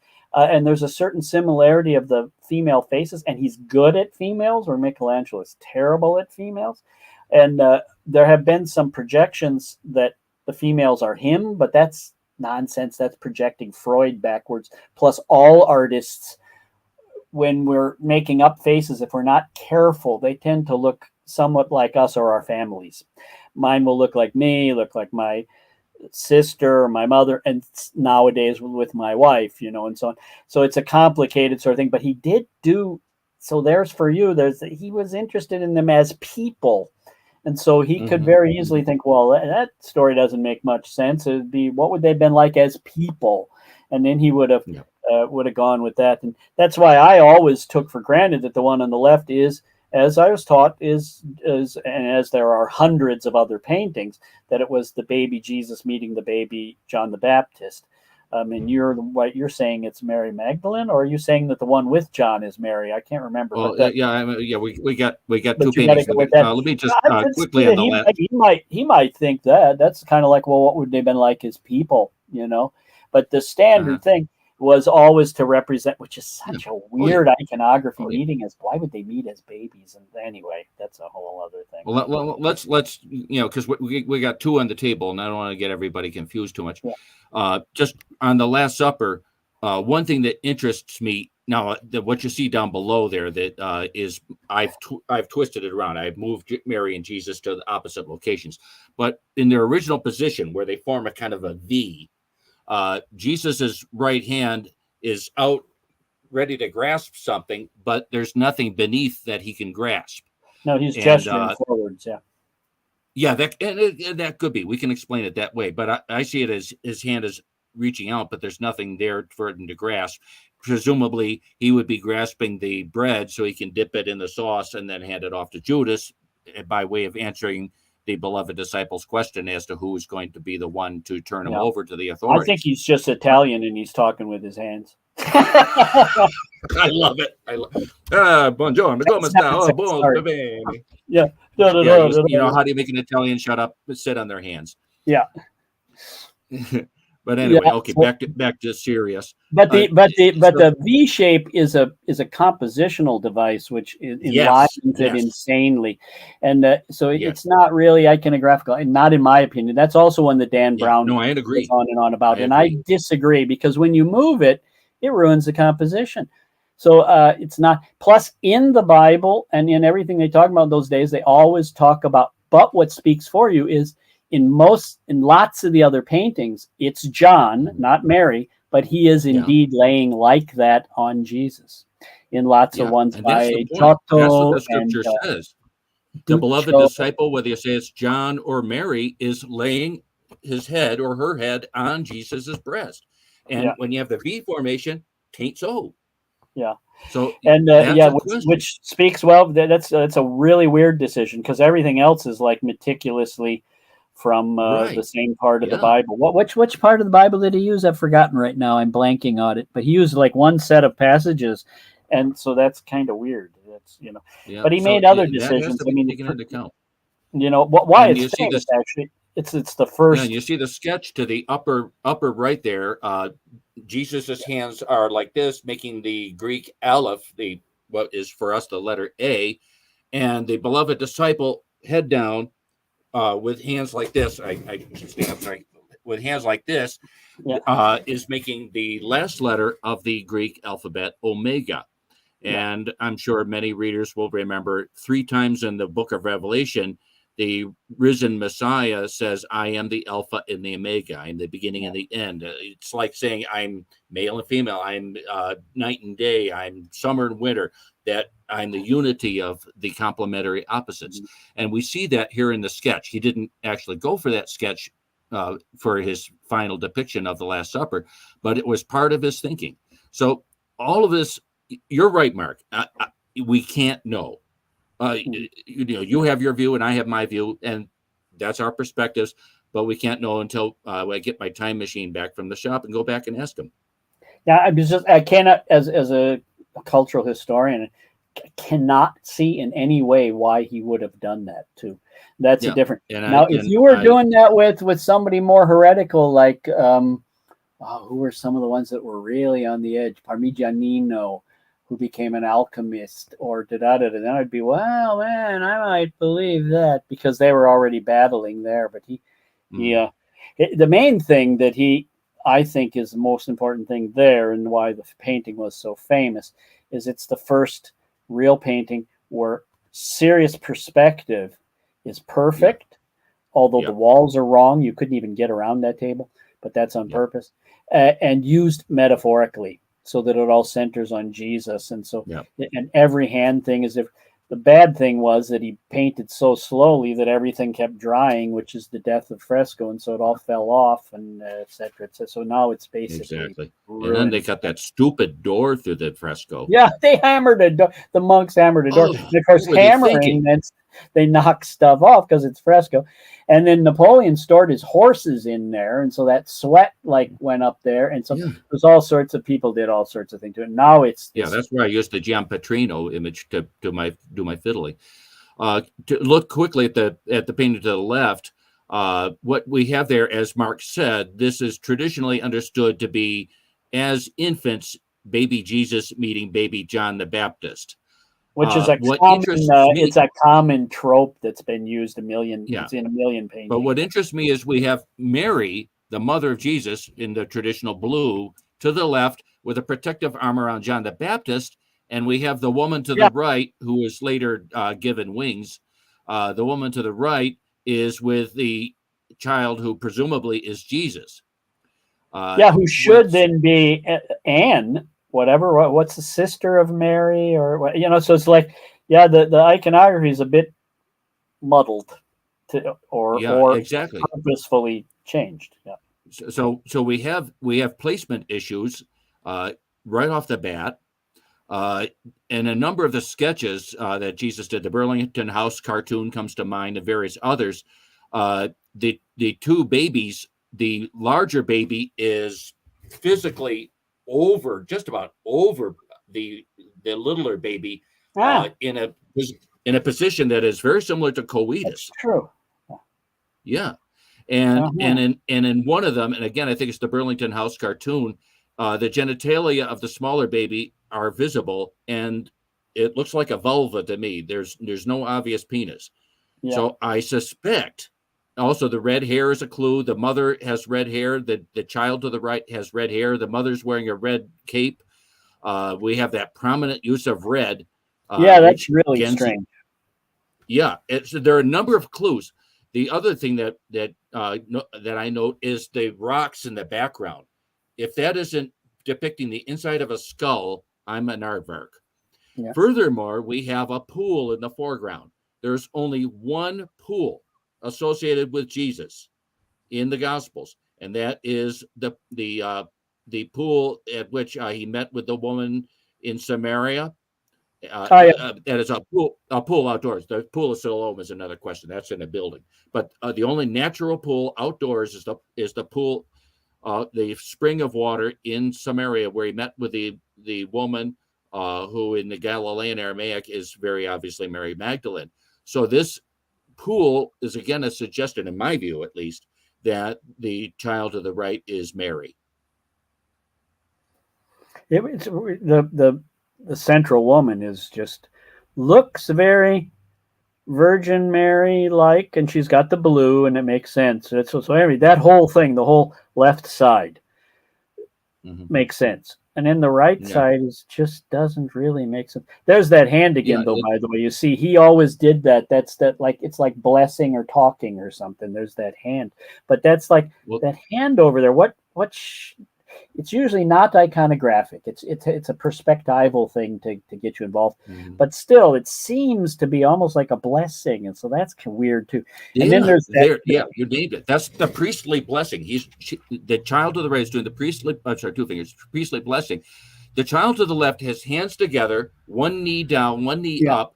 That is the position, as you know, of a young man petitioning marriage to a young lady. So.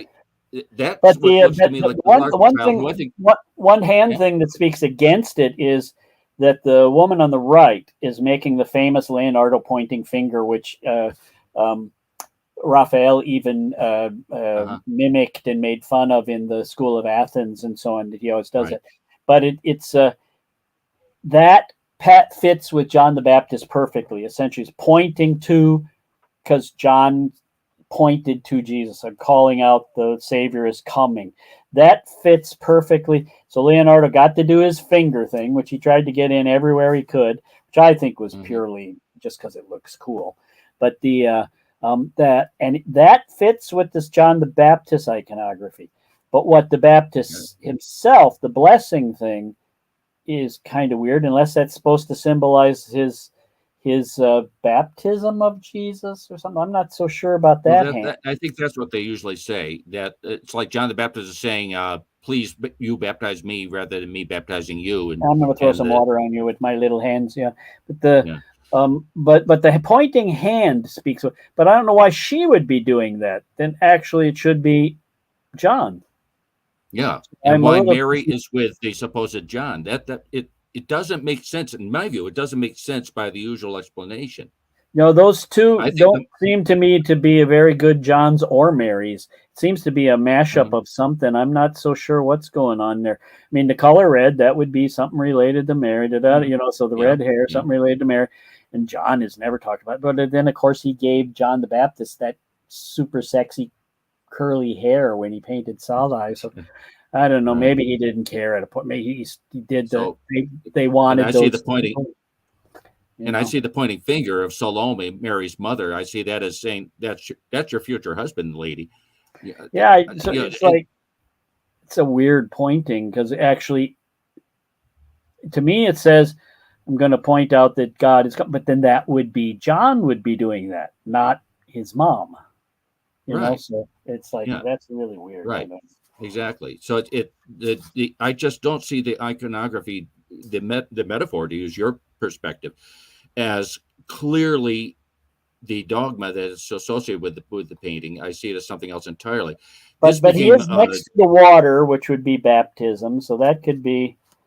Yeah, I still would probably go with John. I would just be really confused about John's mom. Mm-hmm. Who seems to be Mary Magdalene. And I'd be confused why Mary with John. It doesn't make sense to me. Well, to me, Mary is the one in blue with baby Jesus, and then but the Mary in blue is with the larger child. And John the Baptist was older than Jesus. Yeah. But that clearly doesn't make sense to me. That's clearly that Jesus. Doesn't make sense. No, although I don't think that has to do with old. But yeah, he is older too. That is odd. Yeah, that's Jesus. If by the standard terminology, that's Jesus to the right with the woman with the red cape, and that's John the Baptist to the left with Mary, the mother. Yeah, to me it looks like sense. To me it always looked like Jesus to the left with Mary, and John to the right because he's making like the blessing symbol, and then John's mom is pointing. But you're right, that would make more sense if those two were flipped. But then they got the wrong moms. Yeah, and the X-radiographic imagery of this, which I have, Mark, I can share it with you, shows that originally the baby to the left was even bigger. Huh. So it's definitely, in my view, it's definitely John to the left. What's he? I forgot what he's got in his hand. He's like praying, which would make him John because he's worshiping Jesus. He's petitioning. And he'd be worshiping Jesus and not the other way around. And Jesus would be blessing him. So that would be Jesus. And Jesus is making those 2-finger thing that he does in all this stuff. Mm-hmm. But then those moms. And I see really, the 2 fingers as a saint. Yeah, I never really tried to consider it any other way. I thought, well, it could be inverted or something. But then it's really weird that if it was his mom, that she would be in red. She would never be in red. For the sake of time, I'm going to suggest we move on to Ghent. Yeah. Okay. Yeah. The Van Eycks. And that, let me say something about that. I wrote a couple of extensive papers about that. It's pretty interesting. The main cool thing is that central figure that you put there is well known by all art historians and well discussed that is the only known embodiment of one figure who stands for the entire Trinity. That's generally accepted by all art historians, but that is extremely heretical.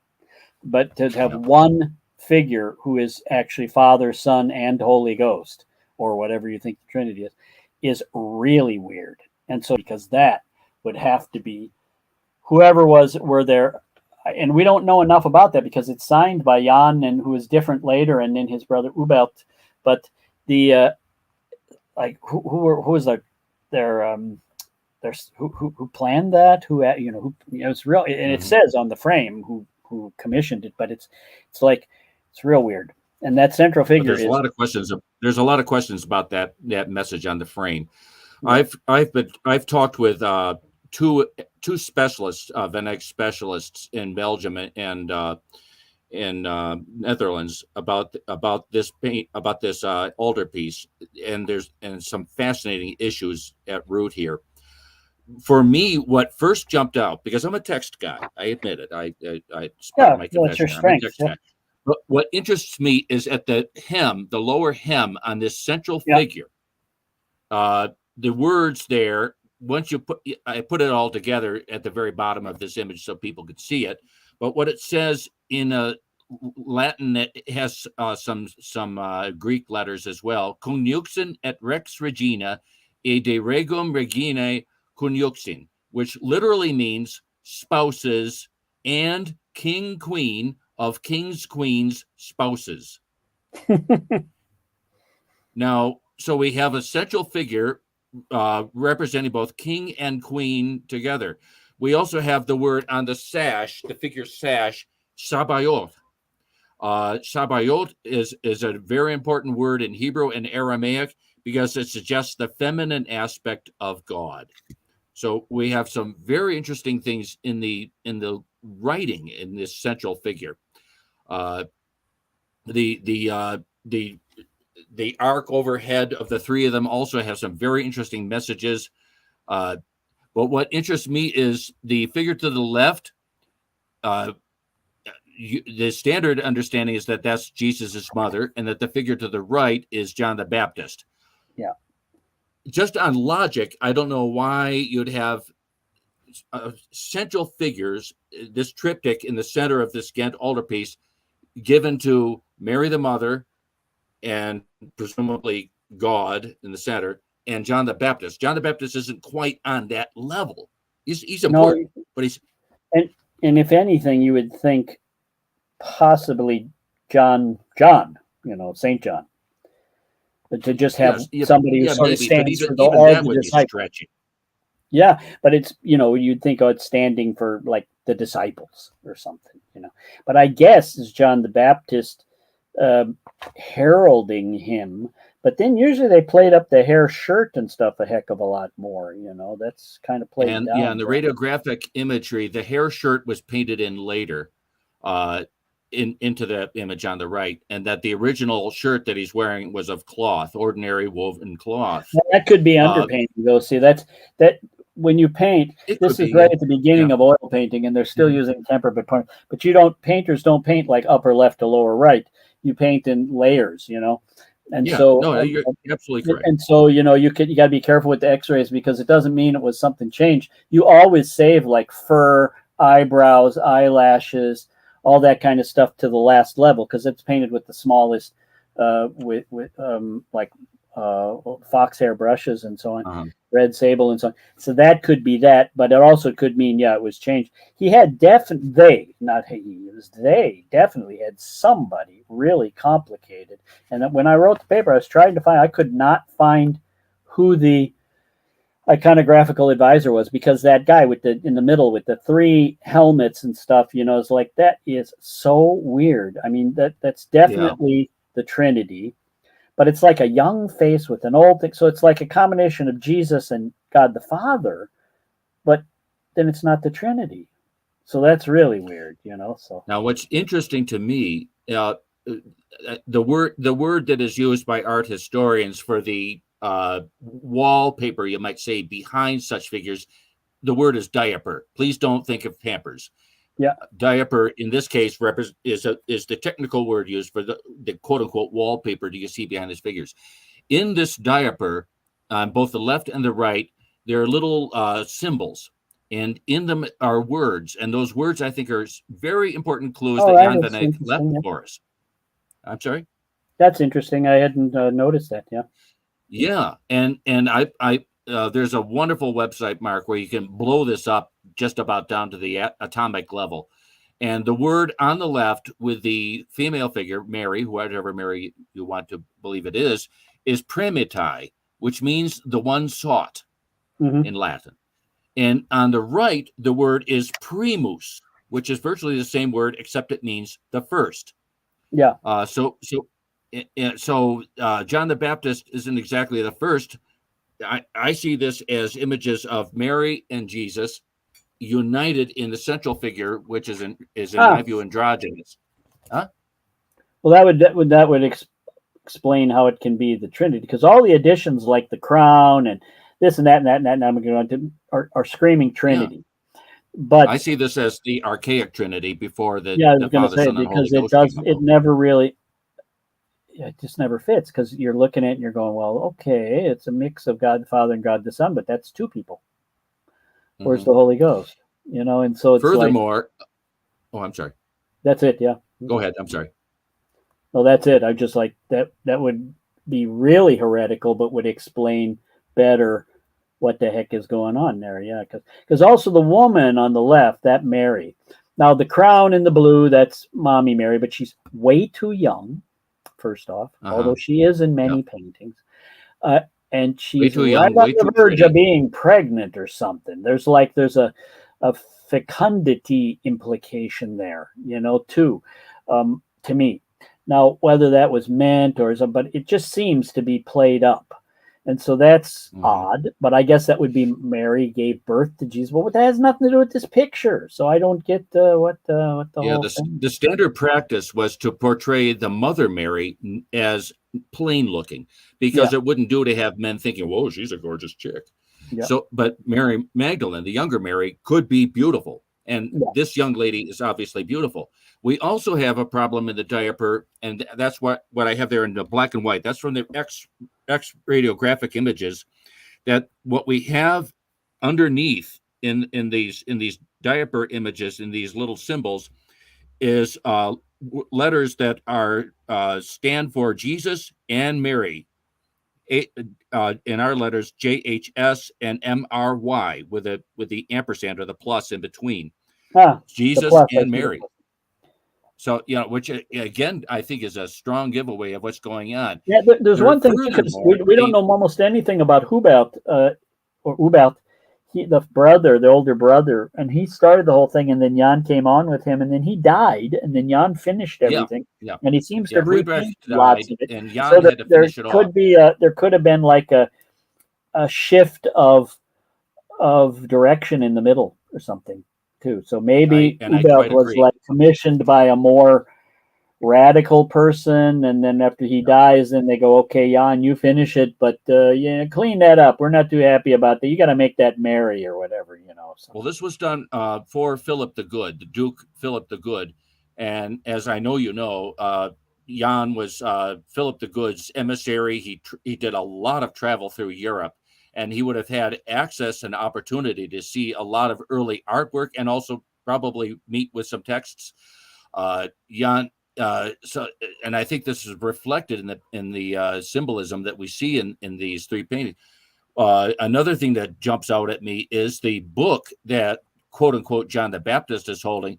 When is the last time you ever saw John the Baptist holding a book, a text? Never. That's why my first thought was, oh, come on, that's one of the gospel writers. Is always some guy with a book is always one of the Gospels, Matthew, Mark, Luke, or John, always, and that's definitely not Mark, certainly not Paul. So it's not Peter, because he's not scruffy enough. No. It's got to be like Matthew, Mark, Luke, or John, usually with a book. It's never John the Baptist. And notice in the book that he's holding, presumably a gospel, but the only word that is legible, it has the dropped capital, and then the letters after it. Everything else on the page is gibberish. But the one word that we can read is consolament, which happens to be the Occitan word used in the Gospels, the Occitan word in the Occitan language in southern France, those Cathar people we were talking about earlier, the word that means paraclete or comforter, the figure that Jesus promised at the Last Supper. That's what it means, consolament. And that was the supreme sacrament of the Cathar people, was the consolamentum. So this is a direct and obvious reference to the Cathars. So that guy has something to do with the Holy Ghost, but that doesn't make any sense either. Yeah. But he's pointing. So he's like. And then the other thing that's interesting is the crown that the woman on the left is wearing. The crown has the two flowers that are associated with the Song of Songs, the lily of the valley. Yeah. And it has 12 stars. The 12 stars, this is, as far as I know, the first European star chart of any portion of the sky. Those 12 stars that are in her crown, I took right off of an astronomical website. The corona, the Coma Berenices, which is the crown that is over the constellation Virgo, and this brings right up Revelation chapter 12, verse 1. The woman clothed with the sun, which means she's naked. She's shining with the light of the sun. And at dawn on the day of resurrection, Virgo was in the far west as the sun was just rising in the east. And so it seems to me to be a clear reference again to Mary, the younger Mary, by this Coma Berenices over her head, and the flowers that are associated with the female lover in the Song of Songs. So somebody here is really involved with Revelations, which of course always creates almost its own heretical imagery. Yeah. Yep. Yeah, it could be. So, but where would he have got that? So that would be. But he probably didn't do it for what's his name, for Philip. I mean, it probably didn't start that way. It probably started for somebody else with hoop belt. Yes, so I forget his name offhand. It was a wealthy Dutchman who commissioned it, and Philip the Good okayed it and also shared with him information. Philip and Jan were very much I wonder pals, if you might say. That guy could have been semi-heretical. I remember that from my paper, but now, boy, that's been 10 million. That's like been 40 years or 45 years since I wrote.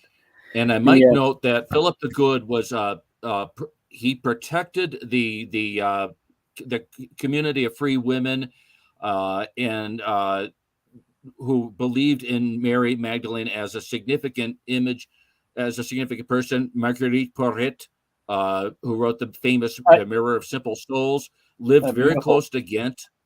And she has this to say about Mary. She is named pure, celestial, wife of peace. No intermediary can cause her to deviate. The wise one for security places there his treasure, the gift of the unity of divine love. And this unity gives her peace and the subtle and marvelous pasturage of the glorious land where her lover lives. Her domains extend only in the life of glory. In the pasturage, love says, of my chosen bride, this is the Mary of peace, and therefore she is the married of peace. There's a intended pun in the original French. And the fine love makes her. Such work Jesus did in Mary, in the desert of Mary, when Mary reposed herself in him, that when she sought after him, but when divine goodness reposed itself in Mary, and this goodness gave repose to Mary, without Mary, for Mary.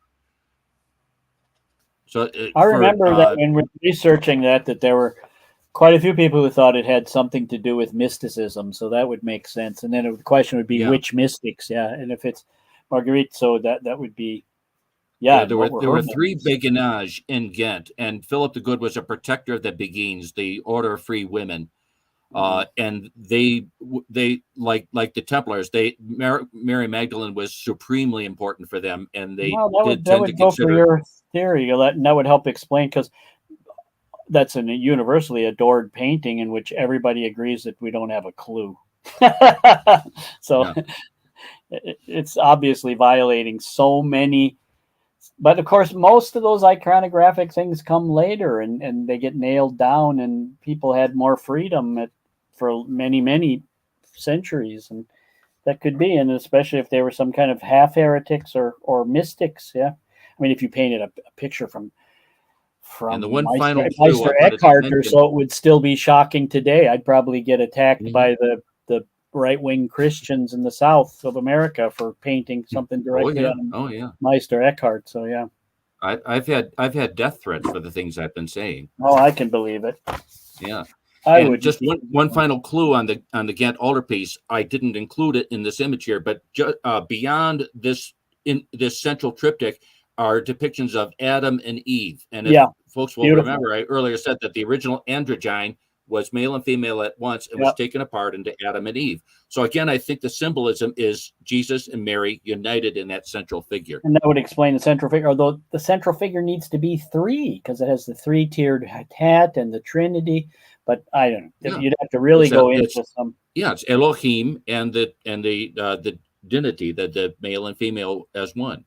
Yeah. Oh, and then as one is the third. Okay. Yeah, exactly. Mm-hmm. And again, I hate to do it, but can we move along for time? Yeah. The last ones you have are modern things. Yeah, relatively. I think you're Jacques Stella. Let's just take a moment on Jacques Stella, because I'm a kind of a fan of Jacques Stella. He's I love that great leader who's forgotten. I think the best ones you have of these are the Stella and the and Blake. And of course, Blake is obviously what he. I mean, and he had his whole own version of religion. Blake just jumps out. And everybody's always talking about like Blake's Urizen, that God, the Creator, the Ancient of Days. That was a criticism of God. I mean, he was basically Manichaean and Swedenborgian, and I mean, he was so complicated and a Gnostic of sorts that's definitely William Blake was a visionary and a prophet. He had dinner with Ezekiel and Isaiah. He took walks through London with Jesus. Yeah, angels in the trees talked to him when he was little, and so he's a perfect. There are people who thought he was crazy, but I think he was simply a prophet, a visionary. Yeah, I think so. I think if he'd have been 100 years earlier or later, he'd have probably not been broke. He would have been burned at the stake, but that's another issue. Well, yeah, if he was at the wrong part of Jacob, can you jump to the Blake since we're talking about Blake? Jacob? That's the next two later, yeah. Yeah, we may have lost Jacob. Sometimes his internet goes out. I don't know if Jacob's... Oh, he's coming back. Yeah. Maybe we bored him to death. Jacob, if you can hear me, Jacob, can you jump to the William Blake?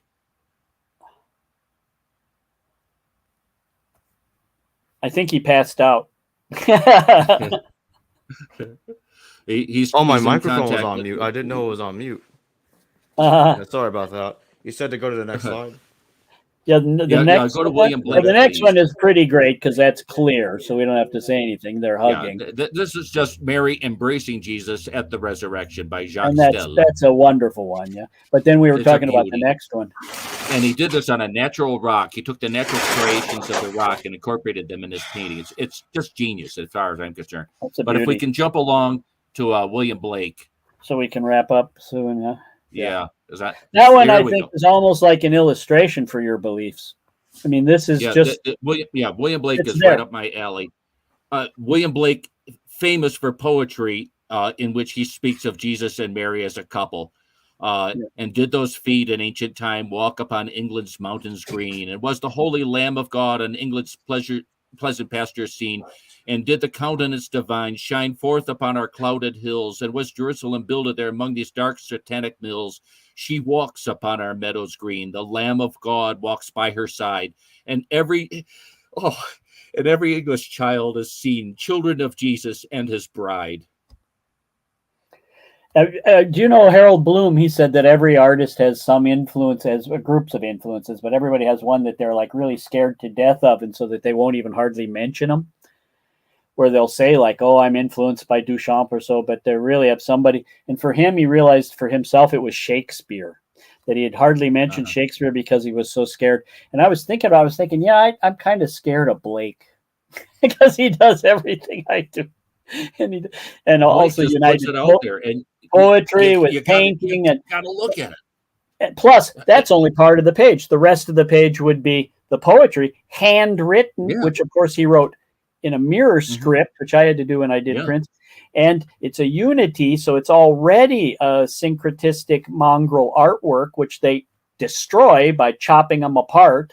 And they try and fit him into. So and the guy is he's well respected. What we see here in the background, facing toward the viewer, Jesus with rays of light, and Mary by his side. That if anybody says to me that's John the Baptist, I'm going to bop their head. It's so obviously a woman. And it's Mary not Magdalene. His mother. He did make it blue like I hope not.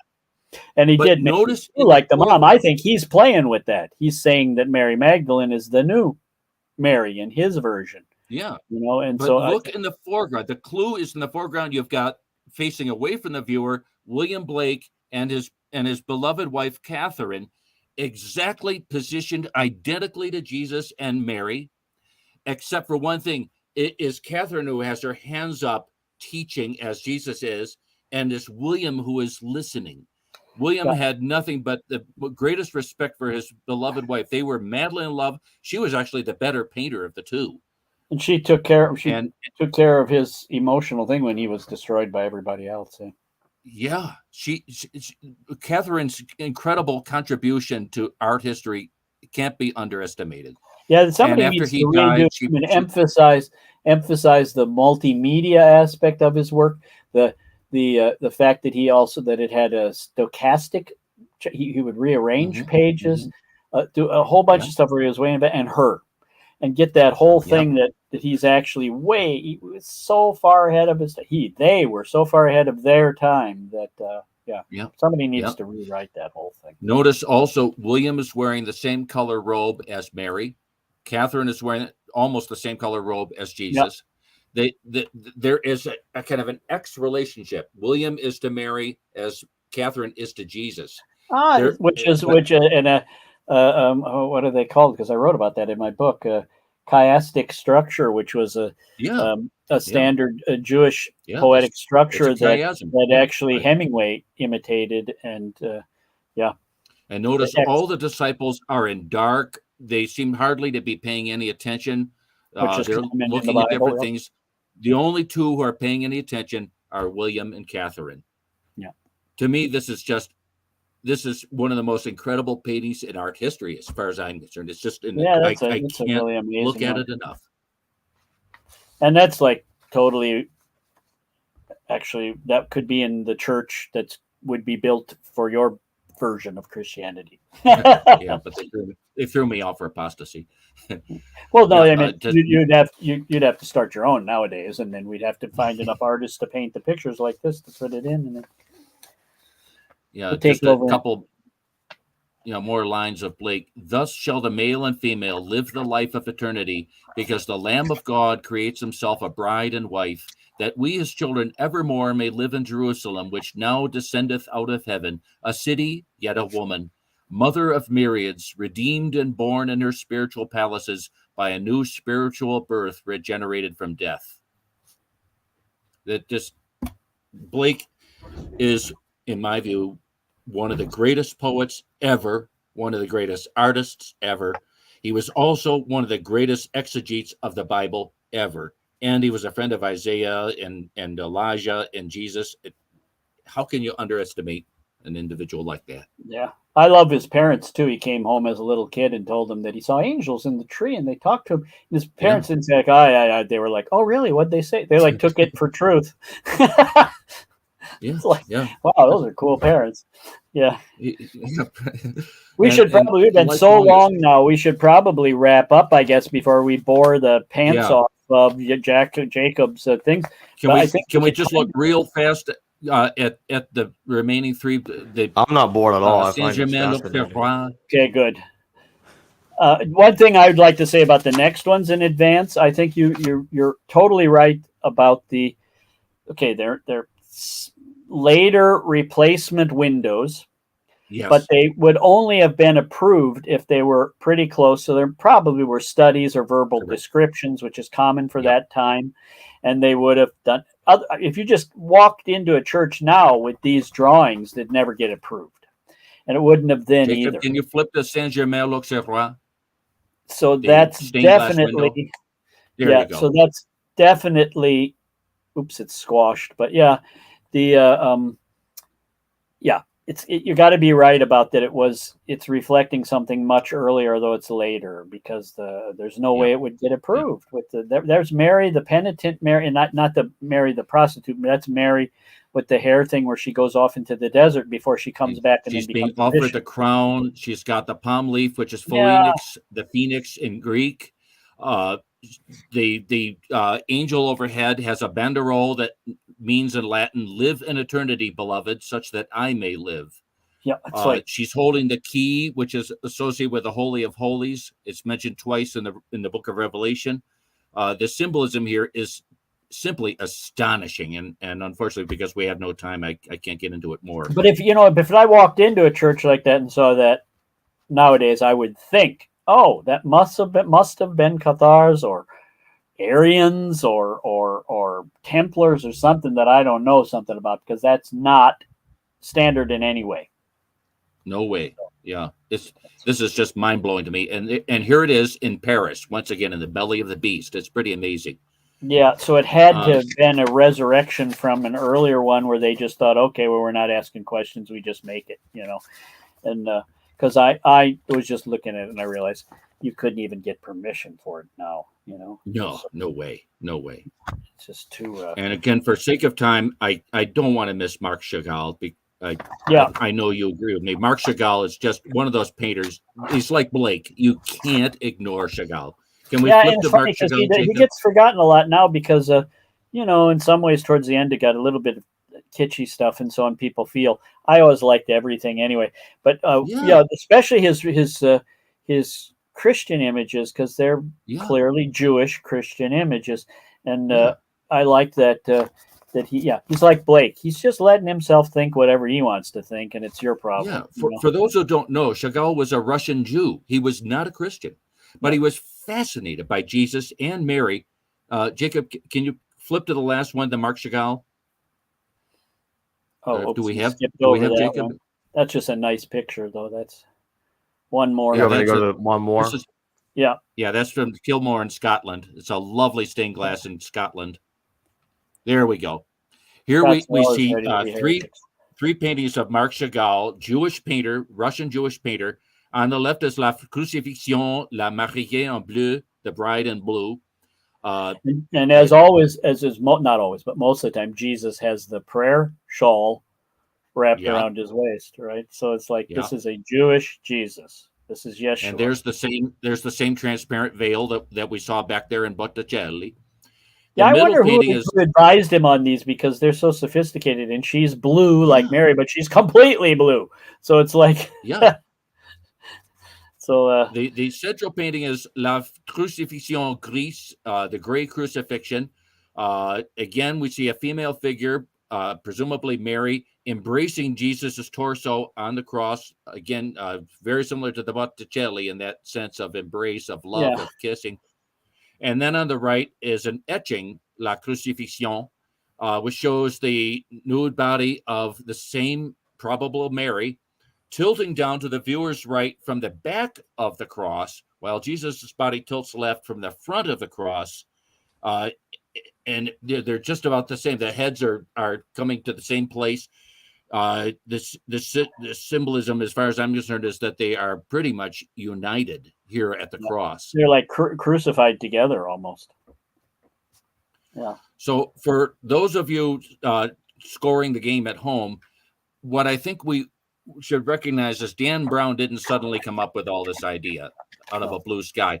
This kind of the questions that we're raising with these works of art that Mark and I are discussing is not a new thing. It has been around since the very beginnings of Christianity in those catacombs, that we see Jesus and Mary presented in this manner together. Mary as the apostle to the apostles, supreme leader of the faith, but later the faith that she's supported, the apostolic faith, the Cathar faith, the Celtic Christian faith, was exterminated. It was genocided out of existence, but still the rumors of it remain beneath the surface. In this, at least, Dan Brown was not wrong.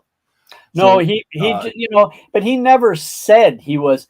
It's his followers who keep claiming that he's proposing truths. He never said he was. He said he's writing entertainment. And his wife is an art historian. It's a fun novel. I've read it. Yeah, his wife is an art historian. He picked up on the details, and he used it to write an entertaining thing. The trouble is his followers got adamant about it, and it's like, wow, this is like da-da-da, this is that. It's like that'd be like if I would. There's been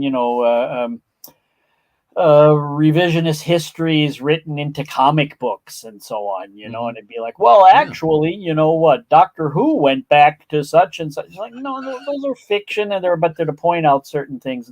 He's entertaining, although I have spent a lot of time in teaching, attacking his ideas. I don't have to anymore because nobody reads them anymore. But I'm a novelist myself. I wouldn't never knock a fellow novelist, but we can't take this as a work of history. It's a novel, It's like I actually know there's no Superman and no Santa Claus, but they stand for things, and you got to look at that with Brown too. He's writing entertaining things, but people wanted it so badly. There's actually a beautiful book in German, and was written in Italian, and it was translated in German, but not into English, about a fictionalization of Mary Magdalene's life, based on all that research and what would be possible for a wealthy woman of her time who had probably a crisis of psychological crisis and so researched all this stuff and then wrote this one. And there's a lot of possibility. People want that. It's a wonderful book. I wish I could remember who it is. It's an Italian writer. If you think of it, Mark, send me information about it. I will. I'll dig it out and it's just so because it's clearly fiction, but it's so well researched, and you realize, yeah, you know what? Now's the time to bring her back. But I don't think we need to do it by pushing it into anybody else. We can just say, as you just said, it's been around the whole time. It's just finally resurfacing. And so finally, I don't think we are allowed to discuss this. I don't think it should decrease anyone's Christianity or Judaism or whatever. Of course not. Of course not. No, that's the last thing I want to do. Unless you're addicted to whatever, think that the things are totally literal, like maybe an what do you call the? I can't think in English. The ones that are like Calvinists and so on. And they're addicted to the literal word. But she was extremely important, and historians have known it for a long, long time. And I think you're right; it did show up in different artworks. I don't think the artists are being as heretical and as important as you say a lot of time, but I think they're sneaking it. And you're probably right that they're actually having influences we don't get to learn about, like Cathars and so on. Yeah, and as I say, all of this in my book, when it comes out in the final edition, is simply a sidelight, because what I mainly look at, I'm a text scholar, is the texts, and the texts say very clearly how centrally important Mary Magdalene actually was. But that will be for another day. Well, text is more important for the religions of the book, for Judeo-Christian Islam, except that text is more important. We artists are, we're separate. We get away with stuff because people think we're just illustrating. And so we say, we're just illustrating, and we slip stuff in. But if it were Hinduism or so, then we would have more troubles too, because then people would take our pictures more seriously. As it is now, we can get away with things because then they'll look at Blake or something. Well, he was just a little confused. He was just kooky Blake, Yeah, but we don't get in as much danger because the text is more important. And I do think it's very important that you keep finding the things in the original languages and so on. And it is. I don't think it's so much as that there was actually people who purposefully wrote her out and so on.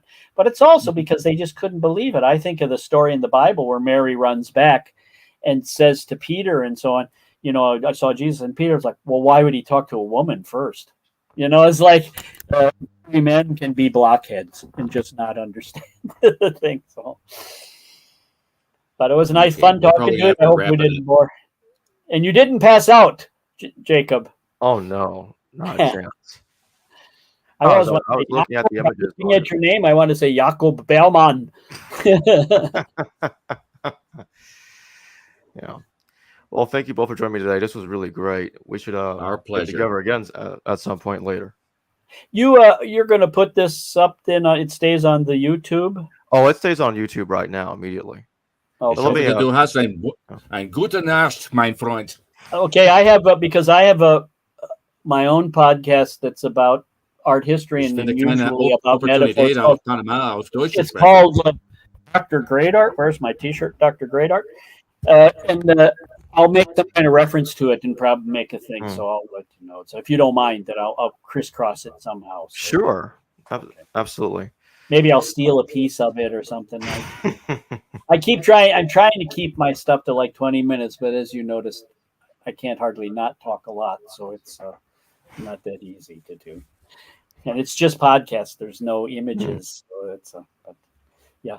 And I still want to get my album, my advertisement in there.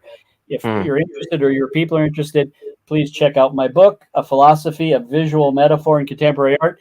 It is, though, philosophy, which it's for Bloomsbury Press, who has Harry Potter, but it's nowhere near as much fun as Harry Potter. So I'll put the links in the description. You can always send me some stuff that you think I should put in the description below, and I'll add it there. I'll put a link.